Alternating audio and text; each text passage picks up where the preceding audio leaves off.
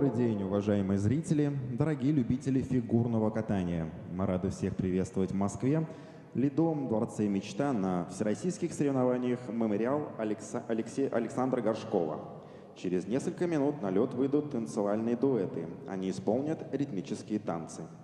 Уважаемые зрители, мы напомним вам, что во время соревнований запрещена фото- и видеосъемка с использованием вспышки, поскольку это может привести к травме спортсменов. Большое спасибо за понимание.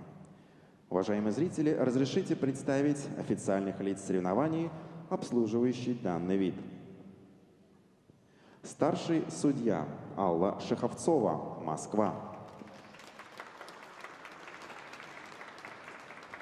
Судейская бригада. Судья номер 1 Мария Грибоносова-Гребнева, Москва.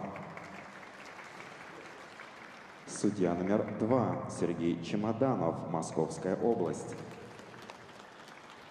Судья номер 3 Полина Якобс, Санкт-Петербург. Судья номер 4 Елена Ушакова, Москва. Судья номер 5 Юлия Андреева, Москва. Судья номер 6 Никита Логачев, Ленинградская область. Судья номер 7 Лолита Лабунская, Москва. Представляем техническую бригаду. Технический контролер Елена Фомина, Санкт-Петербург. Технические специалисты Дмитрий Наумкин, Свердловская область. Иван Ведеров, Москва.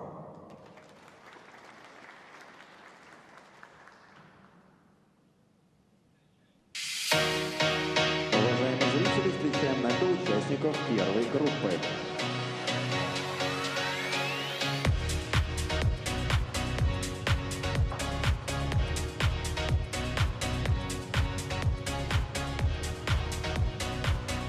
Алиса Кремер, Илья Целковский, Москва. Александра Буторина, Кирилл Махов, Краснодарский край. Кристина Клобукова, Михаил Храбрых, Кировская область. Ярослава Воробьева, Георгий Цымбалов, Москва. Разрешена 5-минутная разминка.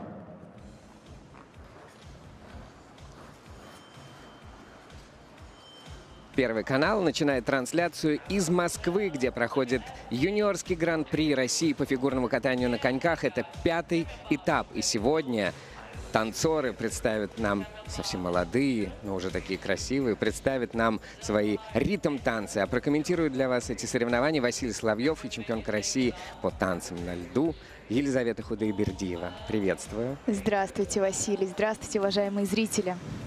Отличная обстановка, такая вся спортивная, все подтянутые, все в работе. Да, может быть, зал не самый большой, да, может быть, публики не так много, но зато все в каком-то очень деловом, таком хорошем контексте. И ребята все такие, как это сказать, подтянутые и... В тонусе. Да, в тонусе. Хорошее выражение. Мы сейчас представим участников, потом еще немножко наверняка и поболтаем о том, чего ждать от этих соревнований. Здесь в первой группе участников будет 4 пары. Первая из них и тренеры этой пары на ваших экранах. Алиса Кремер и Илья Целковский. Тренируют их Ксения Румянцева и Елена Волобуева. Они будут танцевать сразу под лихую, такую мощную композицию, я бы даже сказал, провокационную, то есть сразу настроение будет задано очень мощное в стиле 90-х, то настроение, которому мы благодарны танцам в этом сезоне. Кристина Клобукова, Михаил Храбрых будут, Александра Буторина, Кирилл Махов будут кататься следующими, ученики Марьяны Котовой из Сочи, Краснодарского края. 10-е место на 4-м этапе юниорского гран-при. Бронза на всероссийских соревнованиях памяти Серебровского. 8-е место на 3-м этапе гран-при в Казани в октябре 2024 года. Бронза на турнире на призы олимпийского чемпиона Климова в Сириусе. Это в декабре прошлого года. В общем, есть призовые места у спортсменов. Интересно будет посмотреть, как они в этом сезоне катаются еще раз. Кристина Клобукова, Михаил Храбрых. Это из Кировской области, где функционирует спортивная школа «Дымка». На чемпионате Кирова 6-е место в прошлом году. Тренирует их Татьяна Кротова, Ирина Федоровых. И Мне кажется, это одни из самых юных участников сегодняшнего турнира, сегодняшнего соревновательного дня. С очень такой вкусной, мармеладной программой и музыкальной составляющей ребята выступают. Будем за ними наблюдать и желаем им удачи на премьере на этапе Гран-при. Ярослава Воробьева, Георгий Цымбалов катаются последними в этой группе. По 18 лет ребятам, и их тренирует Наталья Линичук, которая работает в Академии фигурного катания «Ангелы Плющенко». Эти ребята будут кататься под Мадонну.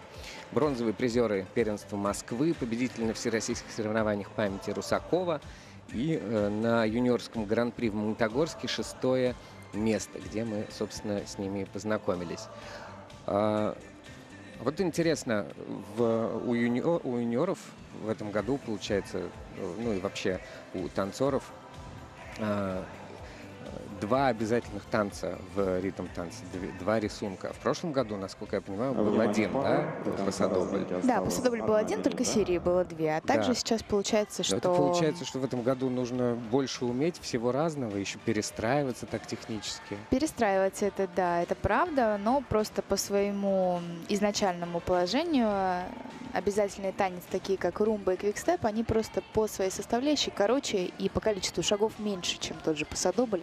И поэтому есть Международный союз конькобежцев и техком ISU решили, что нужно юниорам немножечко усложнить жизнь. И действительно совместить 2 этих обязательных танца не сразу удается всем, потому что мало скорости после первой серии румбы, и нужно сильно так толкаться, показать все свое мастерство конька и возможность умения владения коньком и ребрами, чтобы набрать эту самую скорость и выполнить следующие кейпоинты в квикстепе. Лиса, вот у тебя же есть друзья, которые не занимаются фигурным катанием? Очень много. Вот как ты им на соревнованиях, ну, во время проката, как ты им объясняешь и показываешь, что вот после румбы нужно в квикстеп быстрее входить? Или всем все равно, они наслаждаются танцем и все, танцем? Да, я считаю, что танцы на льду нужно непонимающему, непрофессионалу смотреть просто с удовольствием и наслаждаться тем, что делают спортсмены. И верить тебе на слово. Это правда. Алиса Кремер, Илья Целковский выходят сейчас под стартовым 1-м номером, открывают наши соревнования, дебютируют на этапах Гран-при. Желаем ребятам удачи. В том числе в их музыкальном сопровождении композиция «Smack My Bitch Up».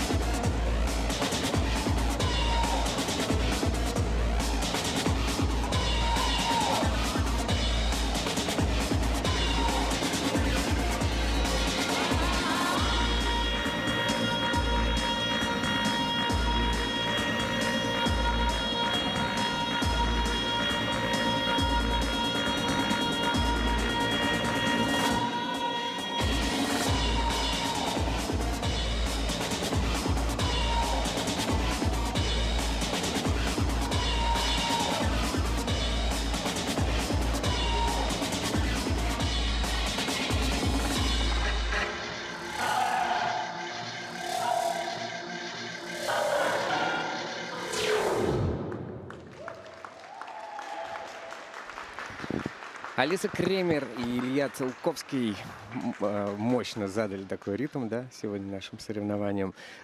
Хотя вот эта композиция, ну, у нее очень напористая такая вроде бы музыка, но в то же время ритм-то, может, и не такой быстрый для ваших, для танцев, а он как будто скрыт. Но это не может не сказываться, с другой стороны, на экспрессии, правильно, если уж ты такую музыку берешь. Мне понравилось, не знаю, что там судьи думают. Ну, я советую, наверное, ребятам не так обращать, и они не будут этого делать, так сильно обращать внимание. Для них важно было сегодня просто выступить на этих соревнованиях, потому что, может быть, уровни еще и не те, которые хотелось бы и нам, и ребятам, и их тренерам, но это те спортсмены, которые совмещают в этом сезоне выступления и по первому спортивному разряду, и по кандидатам в мастера спорта. То есть для них это их третья программа, это огромный объем работы, и как вообще спортсмены, честно говоря, успевают параллельно тренировать и обязательные танцы, и произвольный танец с одним количеством элементов для первого спортивного, и с другим количеством элементов для второго, для кандидатов в мастера спорта. Очень хорошие стартовые твизлы были исполнены. Может быть, хочется немного больше скорости продвижения, но по синхронности и по исполнению самих поблизости твизлы были очень приличные. Сейчас вот у нас ключевой момент в обязательном танце показывают, который, к сожалению, никак не был засчитан на никакой уровень. Базовый у нас стоит, да? Ну да, базовый. но он, я не понимаю, он будет еще пересмотрен или нет. Еще и экстра шаг пока стоит галочка у наших ребят. Вот сейчас была очень интересная находка, совершенно неожиданная, когда Илья ложится и буквально чуть ли не брейкданс начинает тут нам исполнять. Мне очень нравится, очень гармоничная пара, очень красивая статная партнерша, цепляющая зрителя и очень свободно двигающаяся, и такой яркий партнер Илья. Поздравляю с отличным дебютом, выходом. Ребята не перенервничали, сделали свой максимум, как мне кажется. Ну вот им все-таки, да, базовый поставили уровень румбы. То есть получается, что 2,50 базовая оценка, плюс совсем никаких плюсов. В итоге получается 2,50. Симпатичные ребята, причем они так здорово еще в образ вживаются. Вроде они такие милашки-пушистики, а здесь в этой такой мощной программе очень здорово выступили. Удачи им. Александр Буторина и Кирилл Махов из Сочи. Они катаются под пение Натальи Орейро.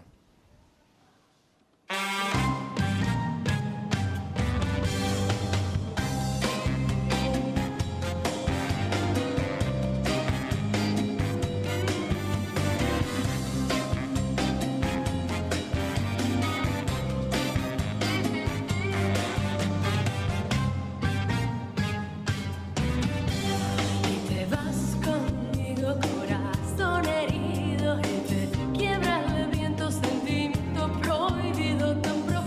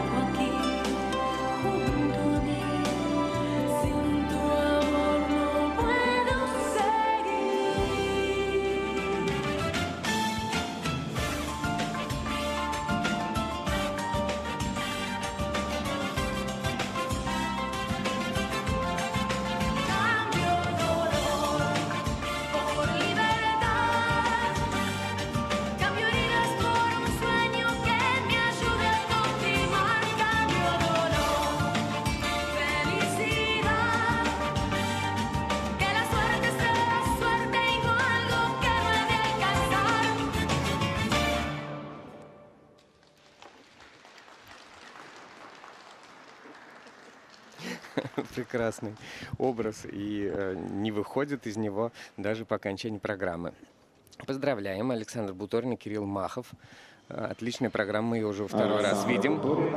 Да, совсем видели в недавно Казани. видели в Казани мы ребят. И сегодня, как мне кажется, прокат удался более успешно, ежели неделю назад на Казанском льду. Еще, не знаю, отметили ли вы, Василий, но на разминку, на представление Александра выходила в так называемой узнаваемой, скажем, красной кепочке, так как у нас нельзя же использовать аксессуары во время выступлений. Поэтому, вот, чтобы для проработки образа, Саша выходила в кепке на представление. И, как мне кажется, ребята абсолютно точно попали. И у них очень классное взаимодействие на протяжении всего проката. Им видно, что очень нравится то, что они делают. Опять же, уровни сложности пока не самым высшим образом у нас отражаются. Второй уровень для румбы и, к сожалению, только базовый уровень для квикстепа. Хотя вот в Казани они сделали второй уровень в квикстепе. Ну вот не пошло, видимо, сегодня чуть-чуть. Но зато само общее впечатление от проката мне как-то вот по ощущениям показалось, мне больше понравилось. Больше в пляс, что ли, меня пускала эта программа сегодня, да. И хочется отметить, что ребята такие очень... Ну вот она, та самая эта кепка. Ребята очень чувствуют с чувством позы такие вот линии. И мне кажется, что нужно нам обязательно будет наблюдать за этим дуэтом, как они будут развиваться и в этом сезоне, и в последующем. Мне кажется, отличный старт. Ну вот как-то вообще есть ощущение, что здесь из-за того, что у нас не так много зрителей на стадионе, вообще как-то как будто обстановка спокойнее. Такая более домашняя, что ли, я не знаю. Они как-то вот спокойно откатали. Вот у них 4-м уровнем оценены твизлы, на которых они в Казани, например, ошибались, партнеры. И тут партнер еще и 3-м уровнем дорожку проехал, тогда как в Казани у обоих было 2-м уровнем сейчас. У партнерши 1-м, у него 3-м. Ребята Значит, развиваются даже за неделю. какой-то. Представляете, как улучшились? Да. Кирилл молодец, да. выделился Кирилл сегодня, молодец. выделился в паре в том числе. Желаем им кепка, завтра. наверное, чтобы же еще получилось. пригодится, если это будет потом где-то в каком-то шоу использована, да, программа. Это же всегда с заделом на что-либо делается. Они чуть-чуть уступают своим оппонентам, причем прежде всего по компонентам. Занимают 2-е место на данный момент. А на льду Кристина Колобукова и Михаил Храбрых. Кировская область, школа «Дымка» и их «Барби Герл» программа. Желаем ребятам удачи. Hiya, Bobby. Hi, Ken. You want to go for a ride? Sure, Ken. Jump in. I'm a Barbie girl in the Barbie world. Life in plastic, it's fantastic. You can brush my hair, undress me everywhere. Imagination, life is your creation. Come on, Barbie, let's go party. I'm a Barbie girl in the Barbie world. Life is plastic, it's fantastic. You can brush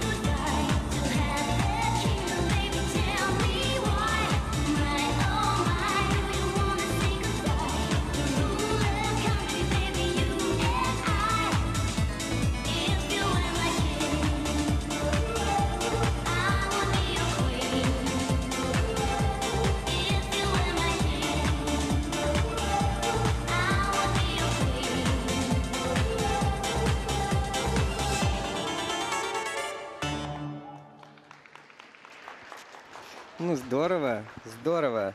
Кристина Клобукова и Михаил Храбрых. И вот часто мы отмечаем, что тренерам нужно максимально подчеркивать сильные стороны спортсменов и нивелировать слабые. Вот у этой пары, ну она совсем молодая, такая комплекция, вот выбрали максимально правильную музыку, образ, и она работает даже, вот она еще только встала в позу, в стартовую, а уже все работает. Здорово. Да, совсем юные спортсмены, 13 и 14 лет ребятам. И я полагаю, что это их первый сезон, дебют на юниорском льду. Да, вы правы, Василий, что с первой позы уже хотелось улыбаться, смотреть на эту программу, наблюдать. Классная постановка, отыгранная как у Барби и Кена. Чуть ребят, конечно, еще пока пошатывает на этих кейпоинтах, но видно, что они стараются, выстаивают, знают, сколько им нужно стоять, счетов, какой шаг сделать. Была допущена ошибка на твизлах и у партнерши, и у партнера. Конечно, пока им тяжеловато совладать со всеми техническими требованиями этого ритм-танца, но они стараются и находят множество каких-то интересных и акробатических, и хореографических находок. Передают образы очень артистичные спортсмены. Ну а правильно вот получается сказать, что все обязательные танцы, вот рисунок всех обязательных танцев, не только этого сезона, но вообще они все все-таки больше заточены на взрослых спортсменов, а молодежи с маленькими короткими ножками негде выделиться, то есть негде подвороваться немножко в каких-то рисунках. Нет, на самом деле это все зависит от техники катания. Можно с разными антропометрическими способностями и возможностями одинаково хорошо кататься реберно, рельефно. Это все зависит от наработки, от техники катания, конечно. Поэтому плюс, естественно, техком выбирает более сложный танец для взрослых спортсменов, и те, кто катается по третьему спортивному, никогда не будет катать тот обязательно, который катает по кандидатам в мастера спорта, естественно. Вот, так что у ребят все в их руках и в их ногах. Нам желаем удачи. Вот мы видим, что твизлы у них первого уровня оценены, и дорожка первого уровня, и пока судьи все никак не могут определиться с румбой. А, нет, вот все-таки определились, что базовые ее оценивают, и лишний шаг. Последнее место они занимают с таким серьезным отставанием от других спортсменов. Пока по технике далеки от того, чтобы конкурировать с более крепкими парами. Но с точки зрения представления и, конечно, танцевальности, они большие молодцы. И все впереди. Пожелаем им удачи. А на льду Ярослава Воробьева и Георгий Цимбалов. Те самые ученики Натальи Леничук из «Ангелов Плющенко». И катаются они под Мадонну.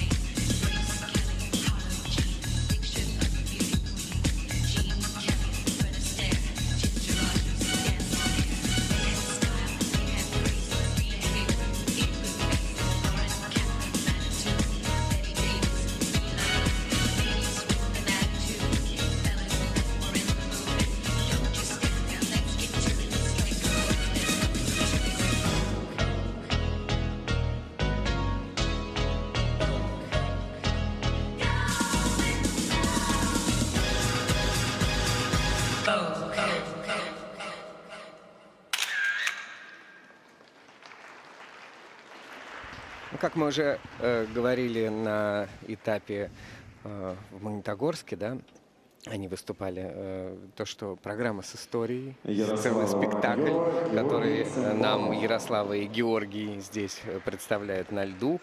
Ну, а почему ты качала головой, когда они катались? Переживала из-за обязательных рисунков? Да, переживала я из-за обязательных рисунков, потому что сейчас мы будем внимательно следить за тем, как меняется техническая оценка и техническая детализация обязательного танца касательно особенно квикстепа. Дело в том, что очень много возможно потерять баллов на как раз-таки этих обязательных танцах, если вдруг в распечатке будет виднеться такая галочка напротив элемента. Что это означает? Это значит, что был исполнен либо дополнительный какой-то экстра шаг во время обязательного танца, либо было что-то исполнено не так, как предписано по рисунку. Это сразу влияет негативно на отрицательный джои и роняет уровень на 1 за счет этой галки. То есть так вот кажется, что пара сделала все, что нужно, и все очень хорошо, а потом сильно они уступают своим преследователям в баллах. Вот я, конечно, надеюсь, что, может быть, бригада этого не заметит. Вот сейчас нам покажут прямо как на раз. твоих словах. Вот сейчас у нас в судейском протоколе эта ладно. галочка и появилась. Но была исполнена вот очень хорошо поддержка по дуге с сложным хватом, когда партнер не держит партнершу, ставит ее с одной ноги. Очень вот здорово хореографически начиналась параллельная дорожка шагов, которая мне по постановке очень понравилась. Желаю ребятам тренировать ее и делать ближе, более синхронно, параллельно. Ну и уже заиграла, конечно, эта программа. Даже с того момента, как мы ее видели в Магнитогорске. Да. Да, и мы видим как раз-таки в квикстепе галку, и, соответственно, сразу уровень падает с первого, изначально поставленного, до базового. При том, что Магнитогорский сделали на второй. К сожалению, тогда они набрали 54. Все равно улучшили свой балла. результат Здесь, сегодня. Да, но здесь лучше на 1,5 балла примерно, на балл с копейками набрали. Молодцы. Ну, потому что у них твизлы 4-го уровня и кое-какие другие баллы пошли в плюс.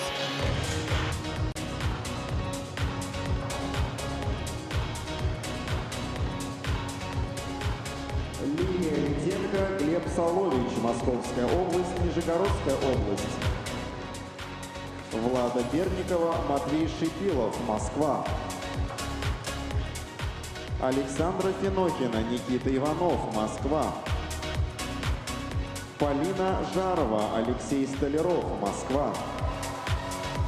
Полина Неганова, Богдан Шамков, Пермский край, Москва. Разрешена 5-минутная разминка.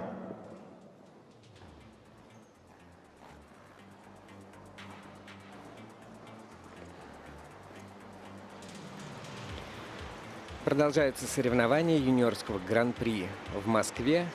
На 5-м этапе ритм-танец в исполнении танцевальных пар. И следующие участники уже на льду в разминке. Первыми будут кататься Лилия Литенко, Глеб Солович. Тренируются они в Балашихе в группе у Дениса Самохина и Марии Боровиковой. Здесь на льду их сопровождает Никита Назаров. Катаются они в своем ритм-танце под Dana International и Леонтьева с программой «Казанова», которая в этом сезоне чрезвычайно востребована оказалась благодаря этим ритмам 90-х. Ну и неделю назад мы наблюдали ребят в Казани, да, где они очень хорошо дебютировали и вместе в первый раз на этапе Гран-при, и в целом заняли очень достойное место, хорошо заявили о себе. Да, набрали тогда 55 с лишним баллов. Сейчас будем смотреть, как у них этот результат. Ну, опять же, это же не прыжки в длину. Понятное дело, что и судьи там могут где-то чуть-чуть, чуть больше, чуть меньше подставить на какие-то десятые, сотые. Никогда не предугадаешь, потому что это все равно все субъективно, все равно это Бригады по разные ощущениям, всегда, бригады конечно. разные, угол зрения разный, ну, немножко. Поэтому, но, тем не менее, ориентироваться так или иначе на результат, конечно, может. Тогда они стали пятыми на Гран-при России в Казани. Вслед за ним катаются Влада Бердникова и Матвей Шипилов. Это, в свою очередь, ученики Анжелики Крыловой и Людмилы Алексеевой. 12 место на этапе Гран-при в Красноярске. Там всего 50 баллов они набрали. Серебро на всероссийских соревнованиях Серебровского. 8 место на мемориале Рабер. 12 место на первенстве Москвы. И 5 на соревнованиях Русакова. Ну, такие результаты пока разнобойные. Вместе они катаются один сезон. Откатались. Так что все еще впереди. Александра Финохина и Никита Иванов. Это спортсмены, которые тренируются у Сергея Мозгова. Также в группе Юлия Тульцева, Кристина Кример, Анна Яновская. Под мотивы латины катаются у нас ребята в этом ритм-танце. Мы их уже могли наблюдать, по-моему, в Красноярске, да? Нет, в Казани они были. Нет, точно их не было в Казани. Мне кажется, что Александр и Никита были в Красноярске. Потому что уже у меня один сплошной турнир со всеми этапами Гран-при. Уж простите, зрители. Но мне кажется, что ребята проявляли себя в Красноярске и очень неплохо. Очень у них заводной, яркий, в ритме, как я уже сказала, латинских мотивов. Да, Красноярск. 10 место они тогда заняли в Помню, ритм-танце. помню. Глаз ватерпас.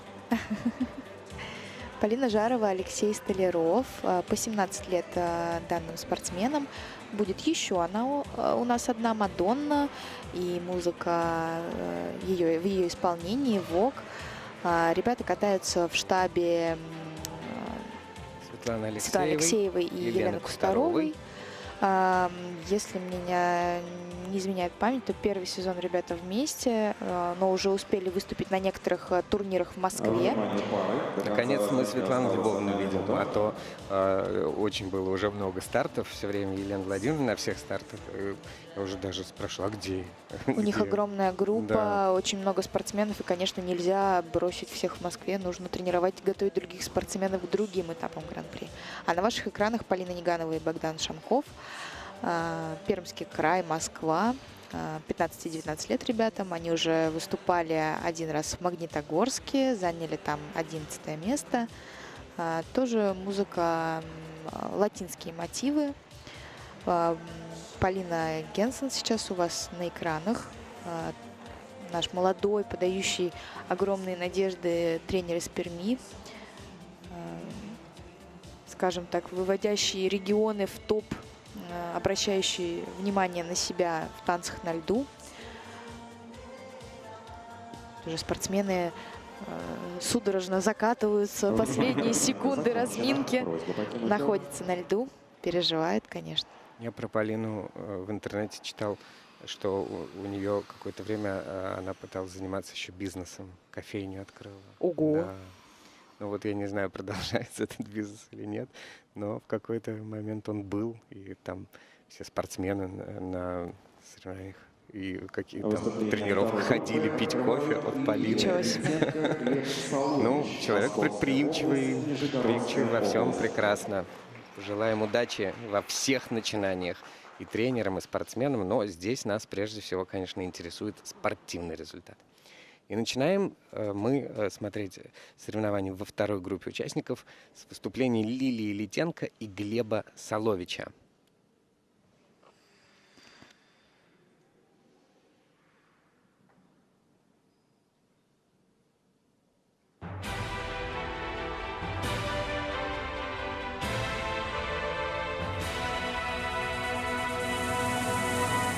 Pain and hurt will steal her heart alight,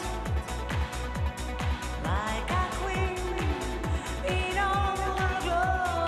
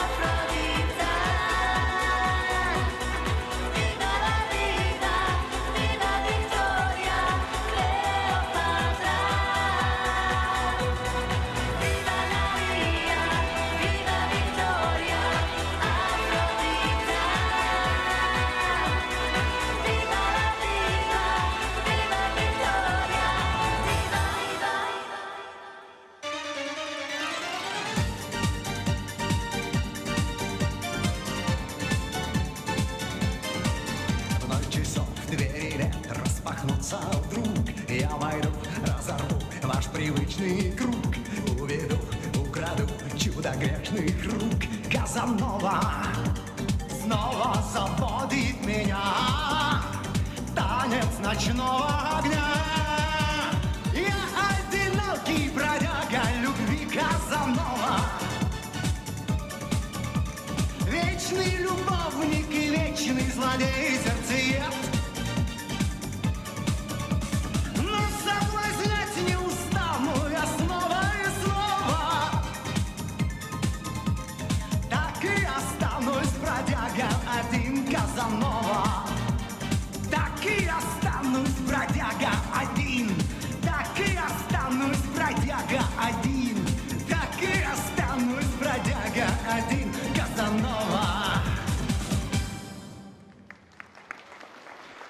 Какой классный темп дали сейчас в своем танце Лилия Литенко и Глеб Солович.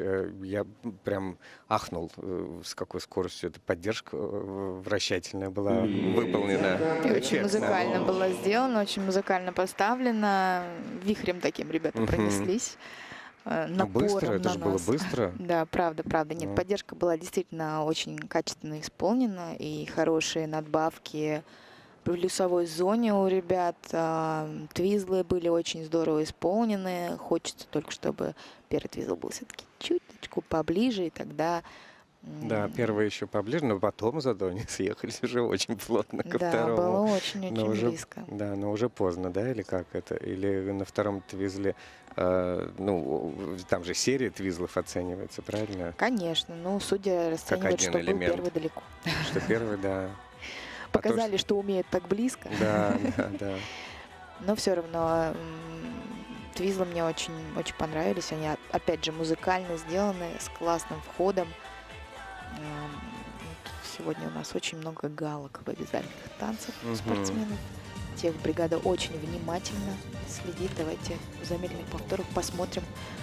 Но дело же не только в технической, не только в технической же бригаде дело, правильно? Это же, наверное, ну, имеется в виду, что ребята тоже упускают, а не потому что... Нет, конечно, техническая бригада, и просто. я это буду говорить из раза в раз. Соревнование на соревнование, Василий Анатольевич. Что? Невозможно ничего нарисовать, если что-то не Ну сделано да, или да, да, сделано. да. Все должны замечать технические специалисты, и это делается только для того, чтобы спортсмены развивались и в следующий раз уже не исполняли никакие ошибки.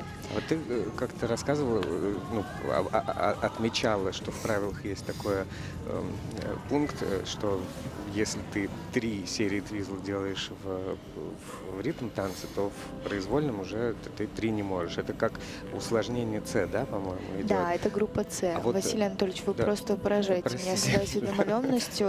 Ну, Я подожди, жму вам ну, руку. да. Я Группа просто С. пытаюсь понять, вот, а как спортсмен решает все-таки им 3 делать в ритм танце или 3 там? Это, Постановка.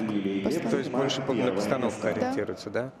А ребята набрали 57,69 балла, улучшили свой результат, с чем мы их и поздравляем. Промежуточное первое место.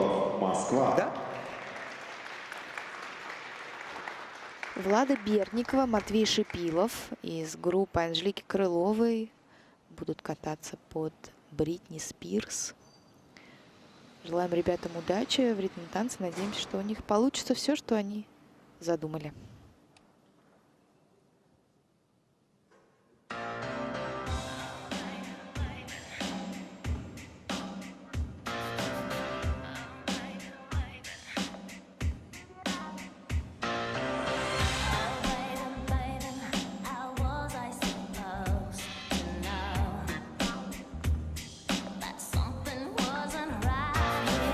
Oh, baby, baby, I shouldn't have let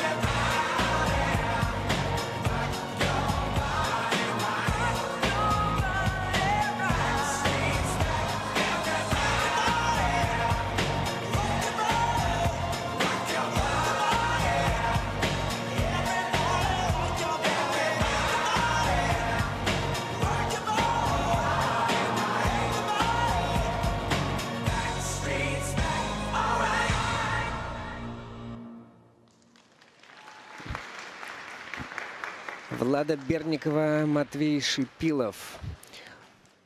Ну, все программы в ритм-танце у юниоров исключительно яркие, танцевальные, позитивные. Вообще не позитивные могут быть программы у юниоров или нет? Могут быть, почему нет, если это будет правилах высокая не написано? энергия Там передаваться. прописано в правилах высокая энергия. Да, да. понимай, как хочешь. Песня может быть любая, музыка может быть любая. Главное, чтобы она будоражила внутри и вызывала какие-то серьезные высокие чувства. Конечно же, и Бритни Спирс, и Backstreet Boys вызывают подобные чувства у нас от проката Влады Берникова и Матвея Шипилова. Я думаю, что ребята сейчас улучшат свой результат относительно предыдущего этапа Гран-при в Красноярске. И у нас сегодня разминка партнеров, которые когда-то катались раньше. Матвей Шипилов много-много лет катался с Лилией Литенко, ранее в Балашихе. И поэтому я знаю и Матвея, и Лилию очень давно. У них очень хорошая база техническая. Поэтому, что позволяет Матвею уже с Владой получать высочайшие уровни. Хороший чекдаун было исполнено у ребят. Чуть поднялось лезвие на троечке на втором кейпоинте. Но ребята, я думаю, будут совершенствоваться по сезону, улучшать эту часть обязательного танца. Прекрасная поддержка, оцененная 4-м уровнем и большими надбавками джоуи судейскими. И опять так называемая рыбка у нас была, так называемая, в параллельной дорожке шагов. Ну, многие вот так с брейк-дансом экспериментируют, я смотрю, в ритм-танце. Да, мальчики себе могут позволить.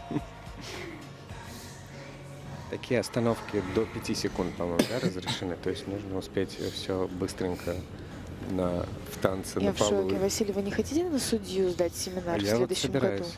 Да? Да. Я вас буду ждать в августе месяце. Матвей Шипилов, заявивший испытанец, набирают 56,28. Ну вот в отличие от Красноярска, в том числе и под Визлом они лучше подтянулись. И по дорожке шагов, если она у них была 1-го уровня, то теперь 2-го. Молодцы. От Литенко и Соловича на 1,5 балла они отстали, пока занимают 2-е место. Александра Финохина, Никита Иванов на льду. Группа Сергея Мозгова. Под ритмы Макарены будут кататься спортсмены. Давайте смотреть и наслаждаться ритм-танцем, ребята. Suavemente, bésame, que quiero sentir tus labios besándome otra vez. Suave, bésame, suave, bésame otra vez.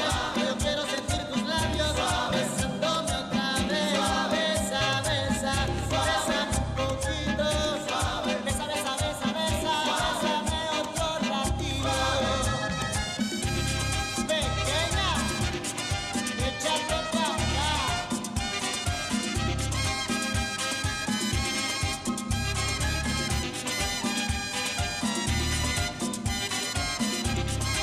Cuando tú me besas, me siento en el aire.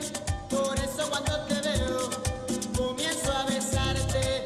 Y si te despegas, yo me despierto de ese rico sueño que me dan tus besos suavemente. Bésame, suave.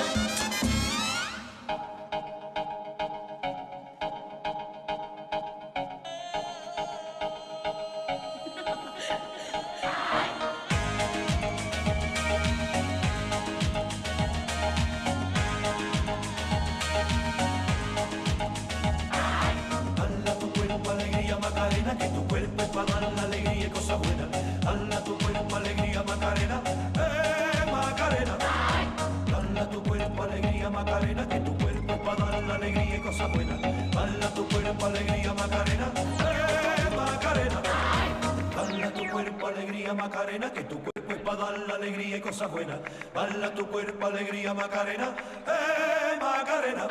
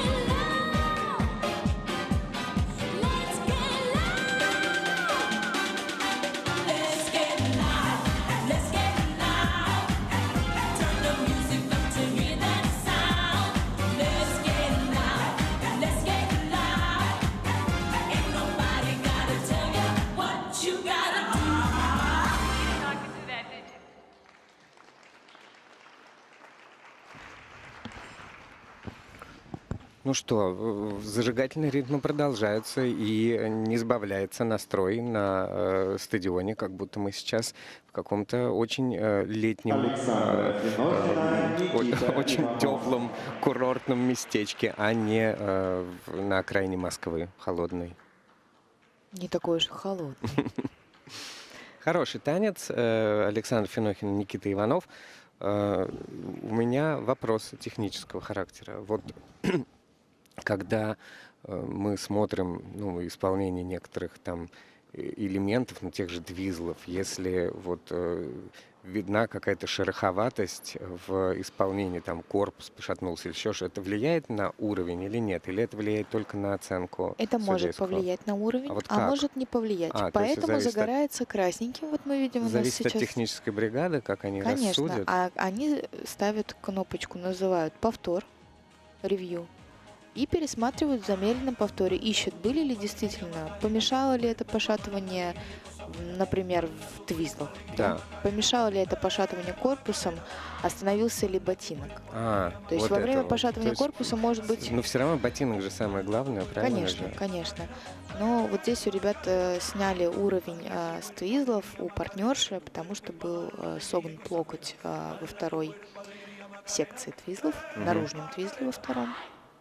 Но в целом как бы серия была исполнена очень неплохо. В конце решил вот только пошатнуться партнер, и также вот споткнулась на параллельной дорожке партнерша.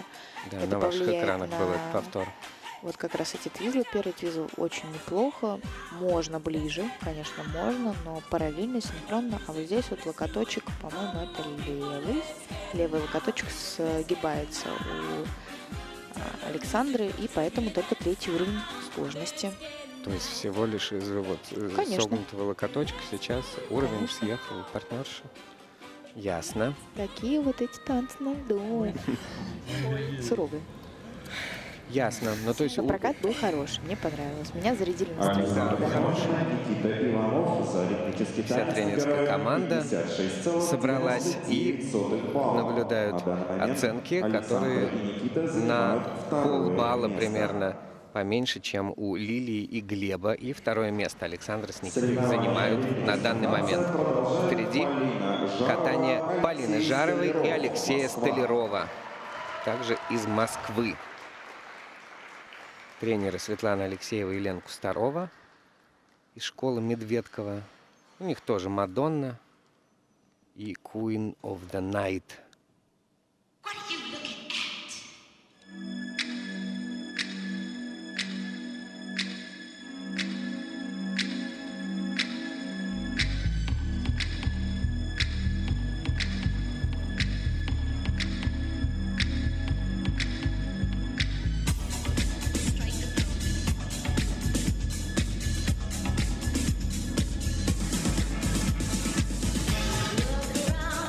Everywhere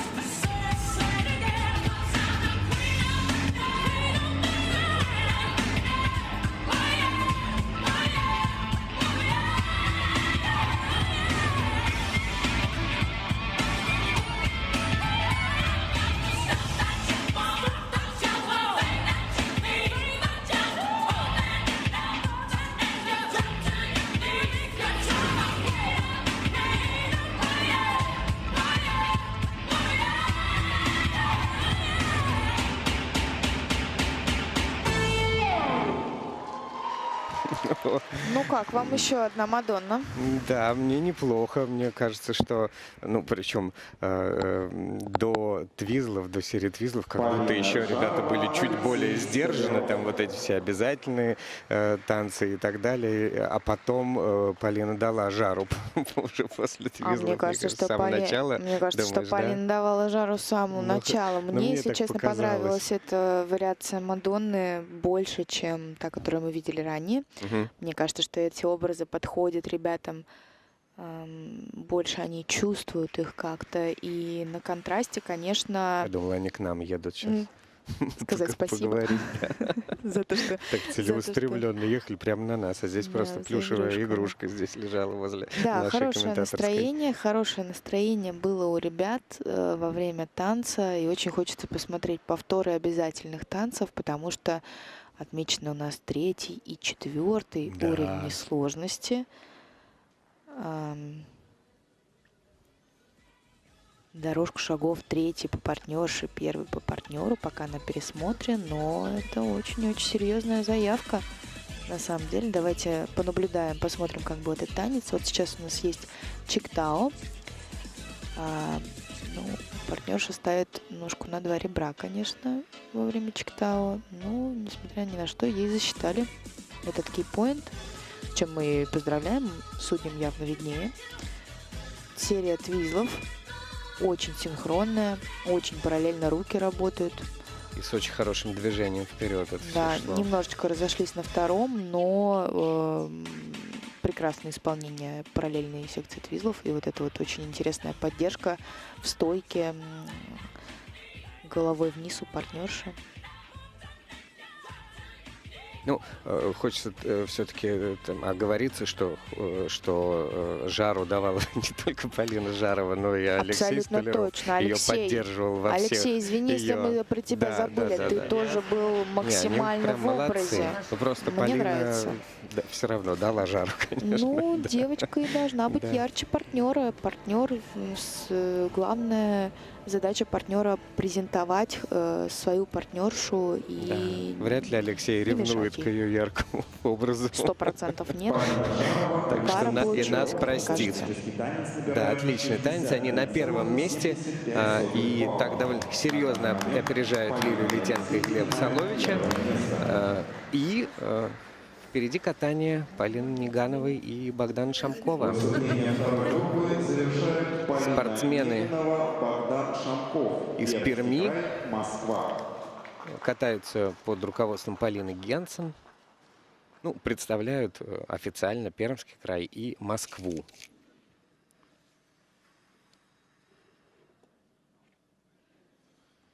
Догорские были 11-ми, не такой высокий был результат. Посмотрим, удастся ли его улучшить.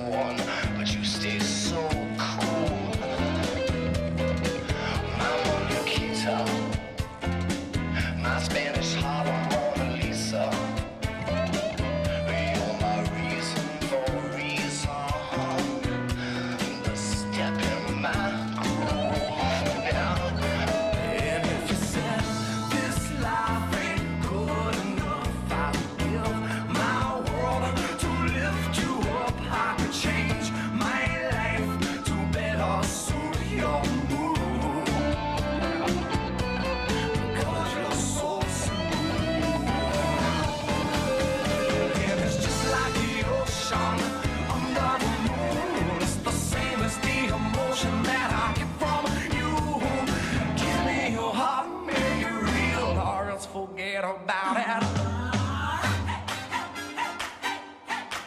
Ya ni llegó. Presente.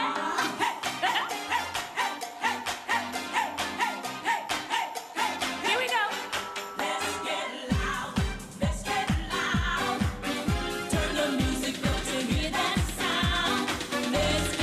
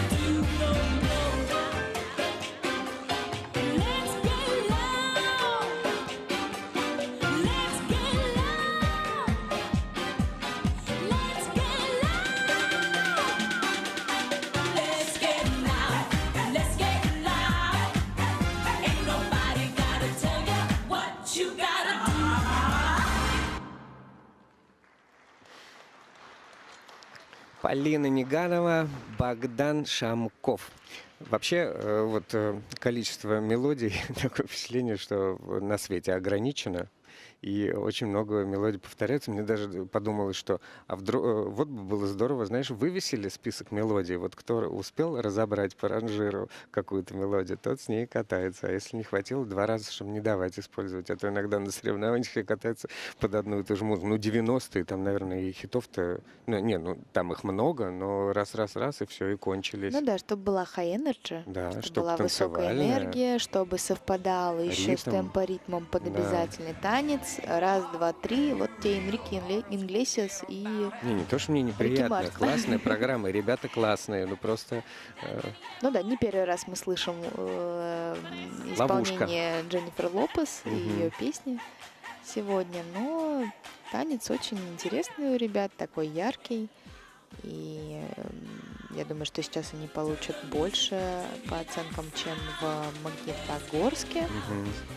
А как И вот серия все-таки... твизлов вот у нас сейчас как раз. Ребята Да. исполняют перетяжки, не подставляют свободную ногу и сразу входят во второй твизл, что дает им возможность получить дополнительную черту сложности для высшего уровня. И, наверное, еще и оценку хорошую, дополнительную, раз такое, Ну, как раз за то, они... что ты выбираешь, это тебе Нет? не надбавляют. Если ты здесь полнил, это хорошо, это оценивается здорово. Не, А если ты если- еще да. если ты вдруг разошелся на этой перетяжке, потому что ты Мгм. на одной ноге, то тебе за это снизят, естественно. Просто получается, в правилах отмечено, что мы только один шаг можем делать, да, между твизлами. А Ритм тут, танца, получается, вот они на перетяжках нашагали, наверное, сколько раз они Ну, сделали. не меняется же вес, есть- вес тела, никуда не переносится, остается на Нога одной не ноге. меняется, Да, и если это ты не можно- подставляешь ногу, то это все еще один шаг. Ну, как много? То есть вот сколько можно на одной ноге прошагать между твизлами? Путь от бортика до бортика. Чего себе. Но это сложно, да, Главное это сделать черта... это параллельно, синхронно и войти во второй твизл обязательно. А как вот все-таки простым зрителям получше ориентироваться в тех дугах и шагах, которые делают в обязательном рисунке? Может быть, как-то обращать внимание, не знаю, там, на положение корпуса или... Ну, потому что вот На наклон ты конька. иногда говоришь, ну вот не сделали чектау, ну я в лупу уже смотрю на этот чектау, уже обсмотрелся. И плюс ко всему ты вот говоришь, вроде не сделали, но судя по стилю сделали, а мне что делать? Или простому зрителю? Как нам определять? Любить танцы. Любить танцы, понятно. Спасибо большое за помощь. Любим танцы, разбираемся как можем. Полина Неганова и Богдан Шамков получили не так много баллов, находятся на восьмой позиции после своего выступления в ритм-танце. А лидирует Полина Жарова, Алексей Столяров из Москвы. Такое мощное было выступление, большое количество баллов они набрали и обгоняют своих преследователей на 5 баллов, даже больше. Встретимся после заливки льда.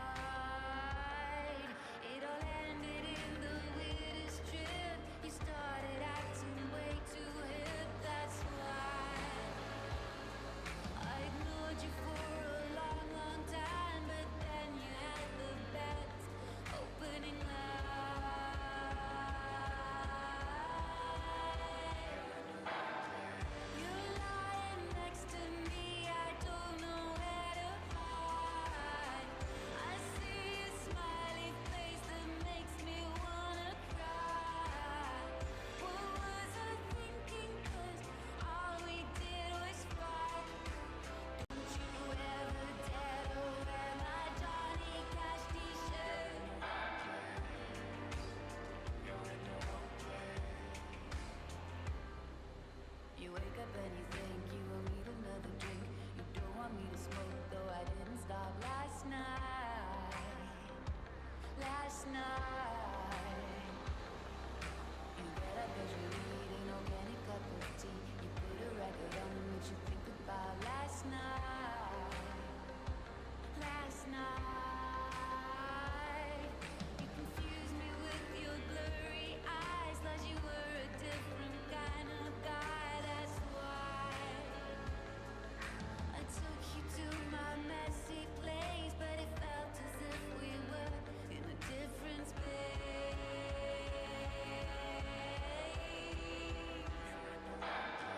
You're lying next to me, I don't know where to hide.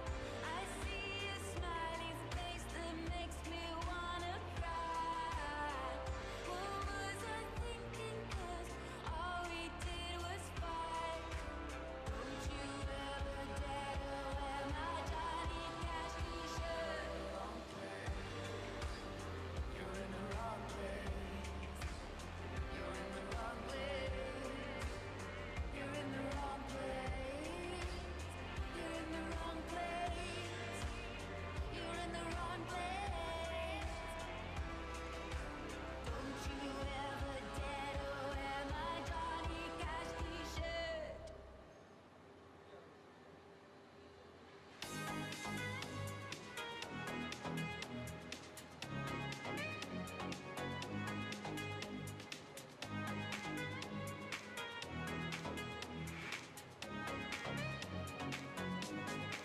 Take a breath, rest your head, close your eyes, you are right. Just lay down to my side. Do you feel my heat on your skin? Take off your clothes, blow up the fire. Don't be so shy, you're right, you're right. Take off my clothes, oh bless me, Father. Don't ask me why, you're right, you're right. Hold my step, I'm in command. Can you feel my hips in your hand? And I'm laying down by your side. I taste the sweet of your skin. Take off your clothes, blow up the fire. Don't be so shy, you're right, you're right. Take off my clothes, oh bless me, Father. Don't ask me why, you're right, you're right.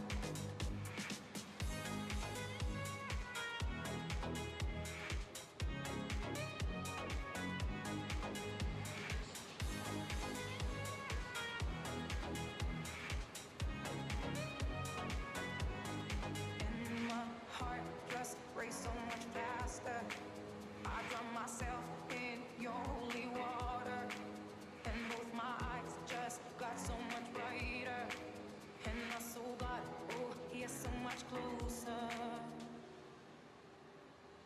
In the dark, I see your smile. Do you feel my heat on my skin? Take off your clothes, blow up the fire. Don't be so shy. You're right, you're right. Take off my clothes. Oh, bless me, Father. Don't ask me why. You're right, you're right. Take off my clothes, blow up the fire. Don't be so shy. You're right, you're right. Take off my clothes and bless me further. Don't ask me why, don't ask me why, don't ask me why.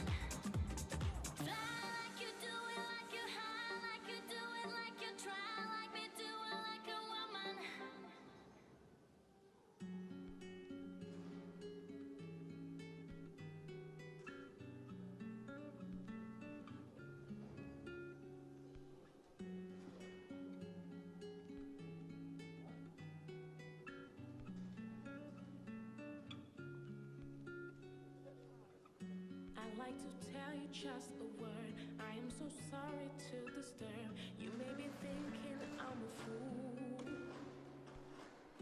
I heard you telling you don't care. I heard you thinking loud and clear. Doesn't make me proud of you. I know your time is precious, but give me just a second. I need to straighten things out with you. You blew my hopes and dreams away, and there is not a single day I don't feel the words because of you. And I know that it's not a dream, but I saw yeah, I saw your skin, and I know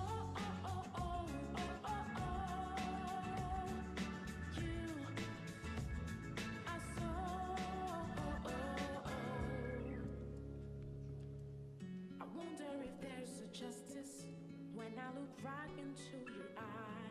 Those feelings never lie. My only weapon is the song, and you won't have to sing alone. This is the story of my life, and I know that it's not a dream, but I saw yeah, I saw your skin, and I know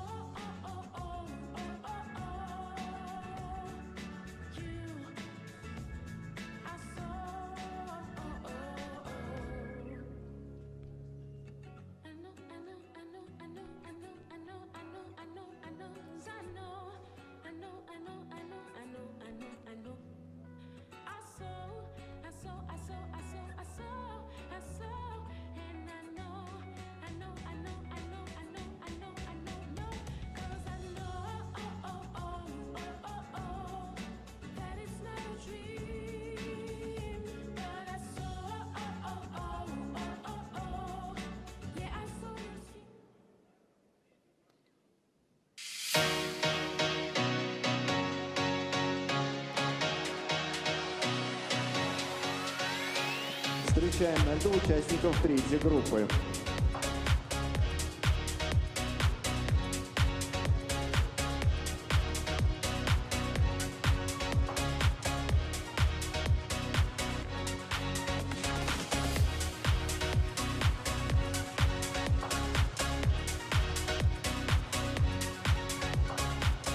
Валерия Бугаевская, Егор Козлов, Санкт-Петербург. Анна Билибина, Дмитрий Кашаев, Москва. Зоя Пестова, Сергей Лагутов, Москва. Дарья Дрожина, Иван Тельнов, Москва. Камила Шарафутдинова, Родион Мурасалимов, Удмуртская республика, Москва. Разрешена 5-минутная разминка.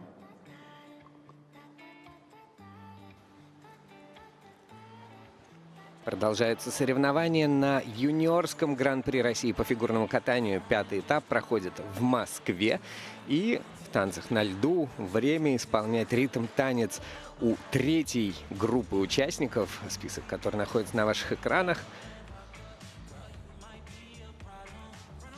Первыми будут кататься Валерия Бугаевская и Егор Козлов. Тренируются они в Санкт-Петербурге у Елены Соколовой, Кирилла Алешина.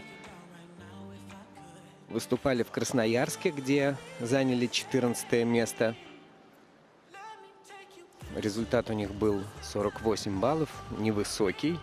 Невысоким он будет и здесь, если они с таким же выступят. Ну, тем не менее, пара яркая, интересная, заинтересовали. Одними только начнем с костюмов. Заинтересовали уже костюмами, в том смысле, что запомнились сразу, и мы, как они появляются на экране, мы их сразу помним. Это же тоже важно, быть запоминающимся. А между прочим, у них на этапе в Красноярске были какие-то проблемы с костюмом, и штрафбалл им отправили, а мы так и не понимаем, почему. Потому что вроде ничего не отваливалось. Может быть, что-то, какое-то нарушение, наверное, они его исправили. Анна Билибина, Дмитрий Кашаев будут кататься следующими. Это еще одна пара из группы Анжелики Крыловой и Людмилы Алексеевой. В Лужниках они тренируются. Они в Красноярске были 4-ми. Очень хорошо откатали свои программы в Красноярске. На ваших экранах сейчас тренерский штаб. Анжелика Алексеевна Крылова, Людмила Алексеева, Григорий Смирнов, который тоже работает в группе. Знакомые нам мотивы Let's Get Loud будет у нас в ритм-танце у Анны и Дмитрия. Супер популярные мотивы в этом году. Сейчас на ваших экранах Зоя Пестова, Сергей Лагутов, 17-20 лет ребятам. У них техно такая история в комбинации с кавер-песней Бритни Спирс. И ребята выступили на прошлой неделе в Казани. Наверное, не самым лучшим образом для себя. Переволновались, ошибались и в ритм-танце, и в произвольном. Надеюсь, что сейчас нервы пришли в порядок, и они покажут то, что они умеют, на то, на что они способны. Ну да, все-таки они победители финала юниорского гран-при и бронзовые призеры первенств среди юниоров 2 года подряд. И вообще и выигрывали юниорский гран-при в свое время в Казани. Надо брать свое. Плишкин, Рублева, Шефер сейчас на ваших экранах. Тренерский штаб следующей пары Дарьи Дрожжиной и Ивана Тельнова, которые выиграли свой предыдущий первый этап тоже в Москве. Посмотрим, что ребята подготовили, как подготовились они, в какой они форме к этим соревнованиям. Это была не единственная их награда в этом сезоне. Еще они серебряные призеры мемориала Рабер, бронзовые призеры, ну не в этом сезоне, в этом году, бронзовые призеры финала Гран-при. Молодцы, очень сильная пара, мощная. И в завершении не только группы, но и всех соревнований Камила Шарафутдинова и Родион Мурсалимов. Внимание, пары. На ваших экранах были их тренеры Юлия Злобина, Алексей Ситников. Представляют Удмуртскую республику и Москву. Ну и единственные они в этой группе, и чуть ли не... и почти что во всех соревнованиях наших сегодняшних будут кататься под российские мелодии. У нас был Казанова, да, вроде же больше ничего не было. А сейчас будут «Руки вверх», «Доброе утро» и Катя Ирис, «Песенка». Серебряные призеры первого этапа в Москве, тоже, где они, соответственно, соревновались с Дрожжиной и Тельновым.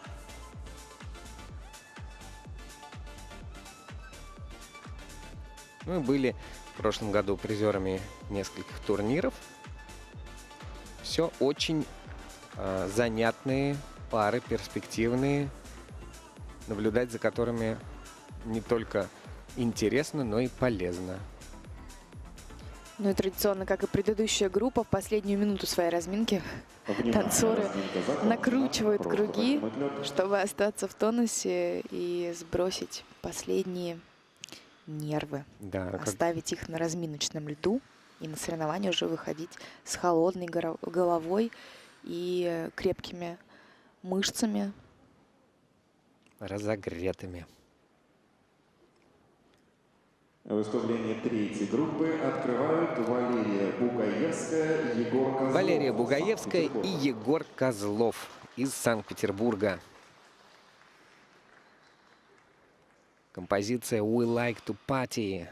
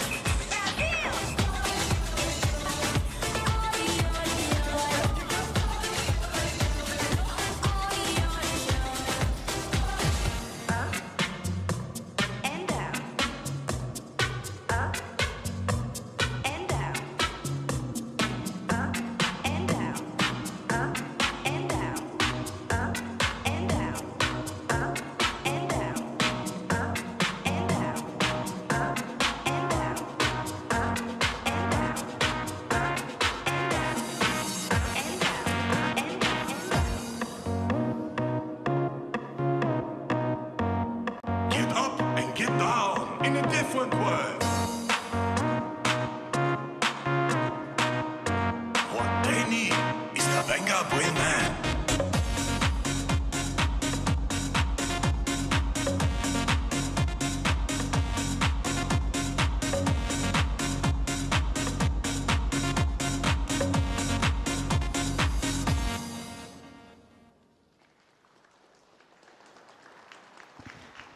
Валерия Бугаевская, Егор Козлов.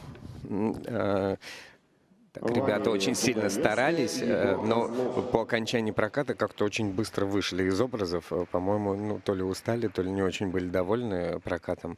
Как думаешь, что произошло? Ну, это спортсмены знают только они сами. Может быть, действительно подустали, потому что не так давно выступали в Красноярске. И, конечно, долгие перелеты, смена часовых поясов. Естественно, это все сказывается на состоянии спортсменов, а может быть, понимают, что не так хорошо выполнили те элементы, которые были представлены в ритм танца. Только первый и второй уровень, соответственно, для каждого из партнеров параллельной дорожки шагов. Также как раз у нас сейчас показывается нам эта самая параллельная дорожка. Вот как видите, спортсмены то съезжаются, то разъезжаются. Это, естественно, влияет на судейскую оценку. Плохое исполнение Мухока, который наверняка не был засчитан технической бригадой. И как раз вот сейчас было видно, что партнер не взял ногу на твизлах. И, соответственно, у него пропадает группа «Б». А в правилах технических с этого сезона, если отсутствует группа «Б» в исполнении твизлов, мы не можем ставить уровень выше второго. Поэтому сразу падает оценка с 4-го на 2-й уровень у партнера. Ну, причем у него твизлы вот уже 2 этапа подряд, получается, 2-го уровня. Такой вот сложный элемент для Егора.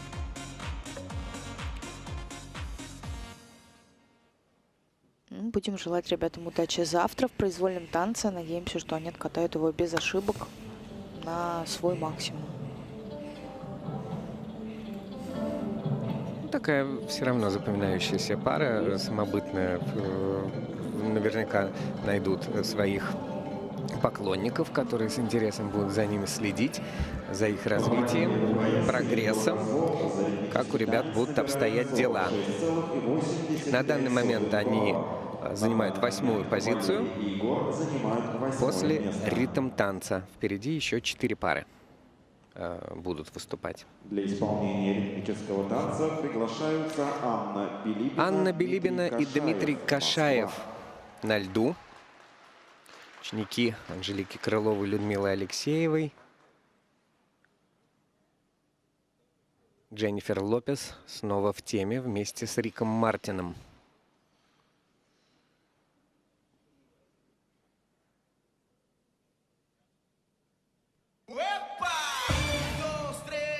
Un pasito para adelante, María. 1, 2, 3. Un pasito para atrás.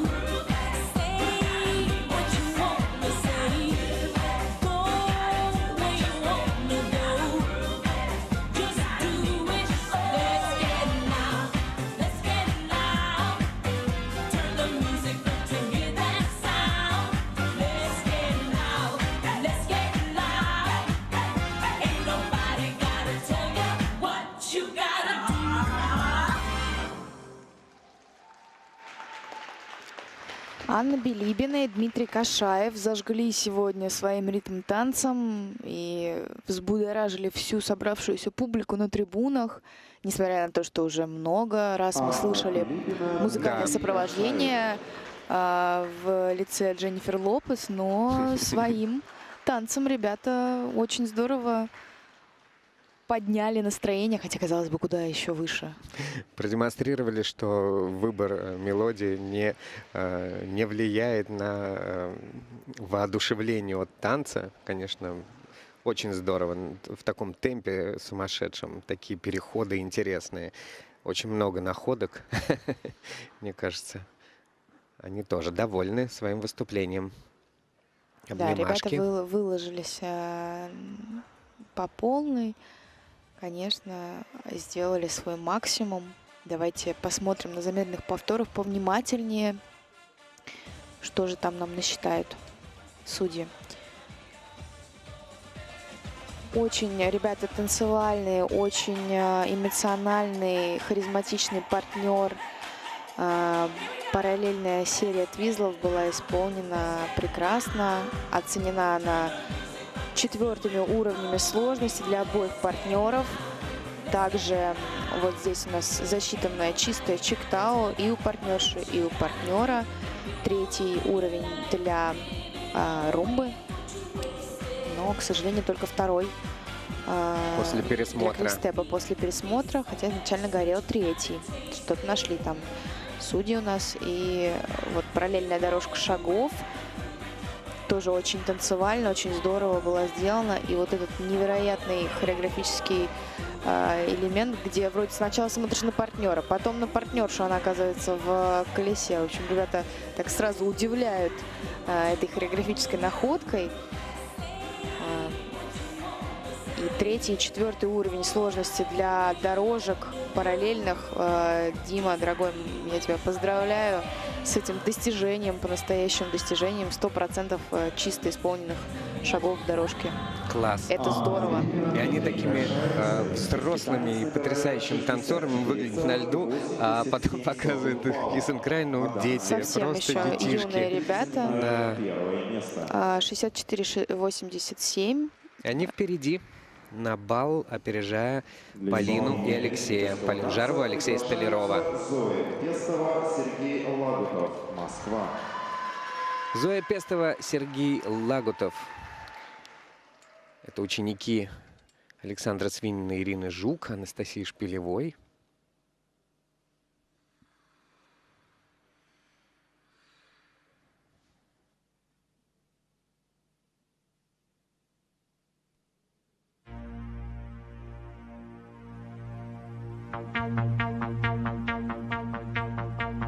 Let me say yeah. Let me say yeah.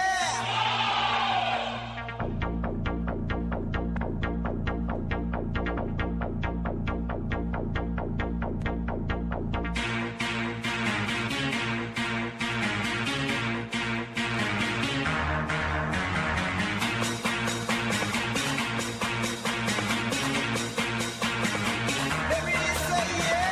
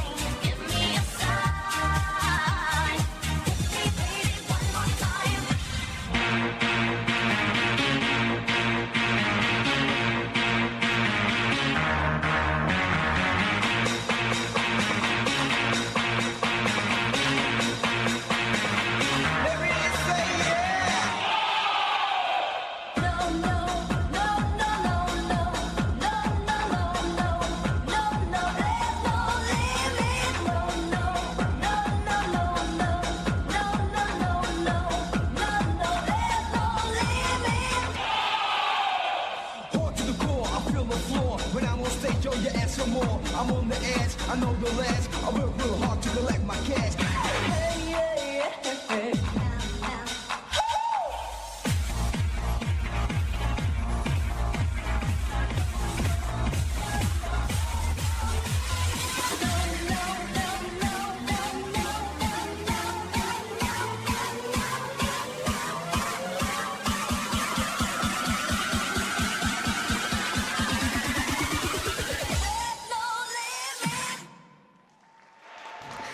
Хочется утопить в аплодисментах такое завершение танца мощное. Зоя Пестова и Сергей Лагутов, когда тоже очень музыкально и по нарастающему темпу идет эта вращательная поддержка, и все быстрее, быстрее, быстрее музыка, и они заканчивают полный экстаз.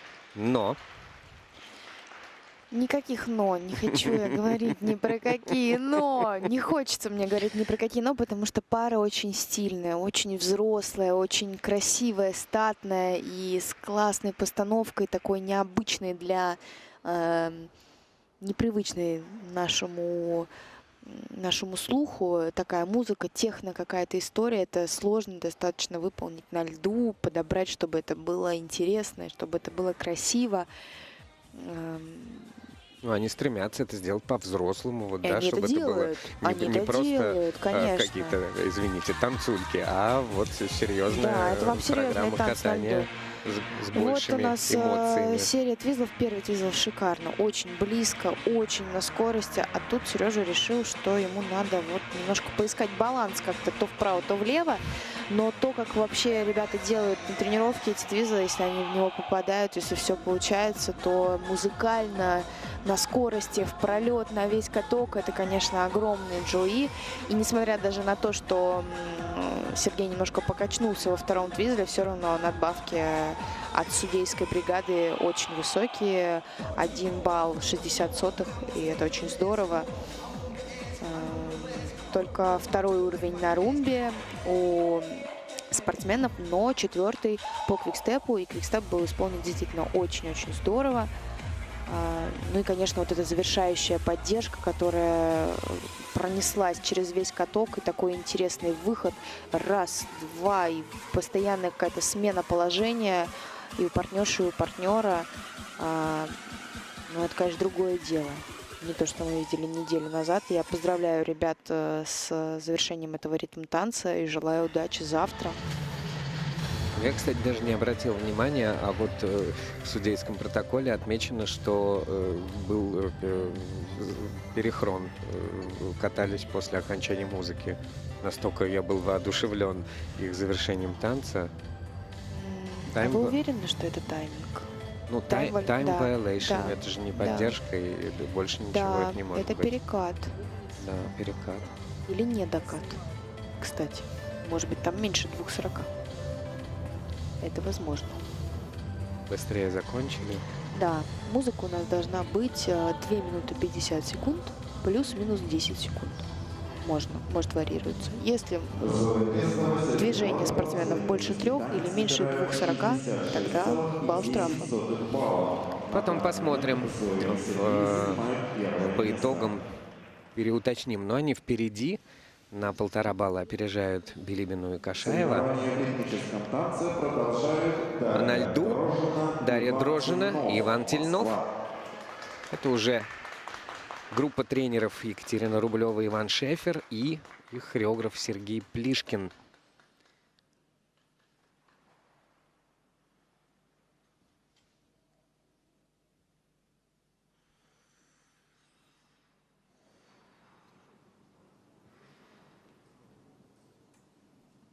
Can you feel it, baby? Can you feel it, baby? Can you feel it, baby? Can you feel it, baby?